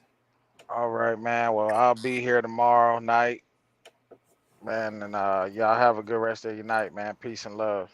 All right, Peace man. and love, bro. All right. Yeah, Brandon. What was I gonna say? I did want to talk about some like spirituality type stuff. I like those words that you were saying. How about talk about what they mean to you? Some of the other ones that you didn't say. Why did you choose them? What do they mean to you? I think that to be like, okay, let me talk about some of these words. Anonymously, it's just like uniqueness, you know? Ascension is the same thing as rise, but in a more beautiful way, I think. Like when I said beauty, that's just a B word, you know, that you always want to call in. You want to call in beauty to your life. You know, coexist. Don't go to war with everything unless you've been fucked with, you know what I mean? To the point where you have to go to war, you know, to protect your safety. But don't, you know what I mean? Coexist just means respect other life. Destiny, I don't know if we have a destiny or if it's just to remind you that you're in control of your own destiny. But at the end, you can call in help because they already know what happened. And so it's like they know you had a good destiny and everything, so they're coming back to help in it because they've leveled up and they know how. Dignity is just like dignity, like you know, like don't be a pussy. You have some dignity. Force is a powerful word, you know what I mean? Force. And it's not negative. Force, like force your way through it. Freedom's everything. Focus, without focus, you don't know what you're thinking. You're not in control of your thoughts. Grace, like grace is just like doing shit beautifully, like just with poise and accuracy. Grace, those are grace words, like poise, accuracy, beauty, flow, harmony. And then there's glory. You know, everyone wants glory. I mean, it's human nature to want glory. I think we deserve some glory, you know? I hope that everybody gets glory. Heart, I love heart because it represents just like what you're feeling, you know what I mean? Like, and how you react to it. History, like heart knows you more than you know your heart does. History is simple. Just sometimes it doesn't benefit you much to look back, but to look back, you know, some things once you know history, you just never want to look back. But history happens, so you gotta acknowledge that you might already have history, you know. Invisible. Invisible means you're safe, you know, and like when you're invisible, you feel safe and you feel, you know, you feel right. You can think right. Illuminate is just a cool word. You know, I don't know about Illuminati or nothing, but illuminate is a cool word. Immortal, I think that eventually anyone could, or, you know what I mean, be immortal, you know, in this life even. But I don't know if that's the move. It would have to be like a society in the future where the whole family's immortal and they think that's the best decision. You know, like basically I say future, like next, probably for the billionaires and tech industry, like probably the next like 20, 30 years, they can do anything. And who knows, there might be a reality outside this one where they already have everything because like other civilization or something. I don't know. Justice, joy, justice, everyone, you know, it's just justified, you know, justice, bringing about the right thing. Joy, not justice to judge, but justice when people are being unjust to you, or you know what I mean? It's like you find your justice, you know, it's pretty positive. Joy, that's everything, you know, joy, happiness, you know. Kiss, I like kiss because it's like a thing about love, you know, like expression of love. Kissing somebody, you know, like a real good kiss, it'll change your life. I didn't know about K's. K's were hard, so I did Kindle, like like shit to start a fire. Or is that? Yeah. And then I go light because light is just like it's pretty much everything. Luscious, just full of good things. Love, of course, love. Mass. I did mass for like the masses, and I did mass thinking like you know what I mean. Solid bodies, mass. Memories are good. Memories keep you stable, or they don't. Memories are important. Mortal, because we are mortal in this experience. At least I am. Noble, you gotta be noble. Be honorable and shit. Kimble, or no, what did I say? Nimble, like be flexible. That's kind of like mental nimble, like just be open to other ways. There might be something better. Odyssey, just like your journey, you know what I mean? Just like your quest. On, you want to be on, you don't want to be off, bro. So you're just on point. Power in a good way. Power over your situation, power over, it's almost like freedom. Power is like freedom. Pleasure, because everything should bring pleasure if you're in a better state of mind than what us humans are at this moment. I say portal because we all think of solid mass getting in our way, or you know what I mean, just the matrix or whatever you want to call it. This dimension. So a portal out of this dimension, portal to anything with thought. You portal your way there. Peace. Everybody wants peace. Oscillate. I did oscillate. I don't know why it sounded cool. Orbit. Just keep going around. Quest. It's kind of like the other word I said.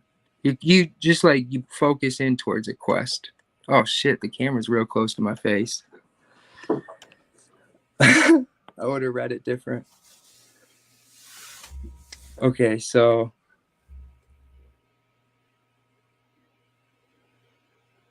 where was I at? Quest. Oh, quality. You want your life to have some quality. So just if you keep repeating quality and stuff, it's like things around you become quality. You think about the qualityness instead of thinking about because sometimes, you can be a little tired, but you're just so damn frustrated and your mind just keeps thinking of shit that brings you down and like pisses you off that, little tasks that aren't even just little tasks like doing the laundry or whatever. Now it's becoming like impossible. It's just impossible now. Where was I at? Peace. No. I don't know. I trailed off. Rise. I already did that one. Reality, and I don't know what to say about reality. There's so much to say about it. I want to play this this press secretary lady's clip. And I want to say she's so cute, and I love the way her hair like moves while she's talking. Let me play this clip. The last thing he did on reparations was say that he supported the study that Congress was essentially wanting. So his stance on reparations and supporting the study hasn't changed. I have not seen the California report, but his personal his stance, policy stance has not changed on reparations. I don't think I've called on you in a while. Okay. Yep. Oh, thanks, Green. Question for you about this report out of California on reparations. I was wondering if the president has seen it and if he would use it to guide any sort of executive action, since the last thing he did on reparations was say that he supported the study that Congress was essentially wanting. So his stance hasn't changed. What do you mean? So he's not for reparations, or is he for the reparations? Obviously he's not, because there haven't been any. So I guess since his stance hasn't changed, it means he's not supporting rep. What's 50 Cent talking about? The nigga, I bet you that nigga Fat Joe show up with some white on white Nikes nobody can't find, right? Probably the nigga Fabulous, he gonna try to wear white. You know, why everybody wearing white, he wanna wear white because he wanna try and shine on these niggas anyway. Anytime it comes to clothes, that type of shit's happening. And then, you know, you just gotta watch things. You gotta watch these niggas because you don't know what's gonna happen next. It's going down though. July 9th, I already know how it's gonna play out. I have no idea what he's talking about, but he's driving a very nice car. He's just shitting on him. What you say? He's just shitting on him, you know, looking for attention in like the comedy department. It's like human brains will receive that, and then like, you know, everyone attracted to that, he gets glory from it, bro. He gets worship. So he keeps on trying to be funny. But it's kind of bad because you're bringing down people, man. But if that's just the way they talk to each other, like Kevin Hart talks to his buddies like that. But if it's like it's still a rap beef after all them years, come on.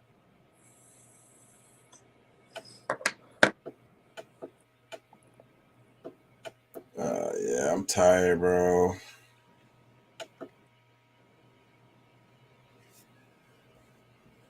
Damn. See, I just need like to step up, to be honest. You know? Mm-hmm. It's hard to lay down and just see so much information. And then you know, because like you didn't see that. And even shit you saw pops up in your head, or like a song you heard will just keep playing in your head. Now you see 1,000 more shit that keeps playing in your head. It's like, it's hard to move forward. You know? It's hard to move forward in your thought and where what you really want to be, because you're watching you're watching people's stories without making a story for yourself. And then you know what I mean, you get into a negative thing, and it's just everything's negative right now. And you can see it in the world. But honestly, man, I could preach this all day. It's got to be people, and they got to want it, and they got to fight for something better and find their happiness. Because right now, we're not happy. But the only way to get out of that is to flip the switch. Flip the switch. You know, you wake up the next day, good deal. You don't, then it's next level.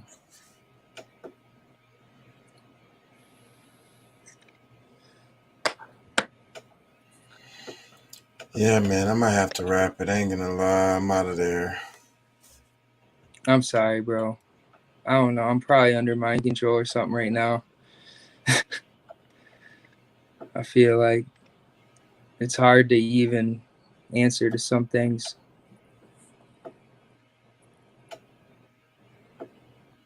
All right, Chaka, you have a good night, man. It was nice being on the podcast. Yeah, I know, man. when I open my mouth, it's always like, I don't know, man. Sometimes it's too much and it's just annoying. So, well, I plan to be on tomorrow, bro. If you want to be here, we'll be here. And I have no idea what I'm talking about. I'm really interested in these words and focusing on like these words because just now, because you told me to, but I also think it's gonna help me because I do say a lot of negative things. I don't think type your list in the comment section, bro, and I'll go back and look at it, and we'll do some etymology on some of those words tomorrow. Hell yeah! Because I really like the etymology stuff that we was doing. I like it. All right, bro. All right, man. Peace and love. Y'all have a good night. Thank y'all for listening. Thank y'all for joining. Thank y'all for coming, liking, and sharing. We'll be back tomorrow. I'm gonna chop up the video from yesterday. It was really, really good. If y'all didn't watch the live from yesterday, check it out. I'm gonna chop it up anyway and drop some videos of it. But peace and love. Y'all have a good night. Peace and love, brother.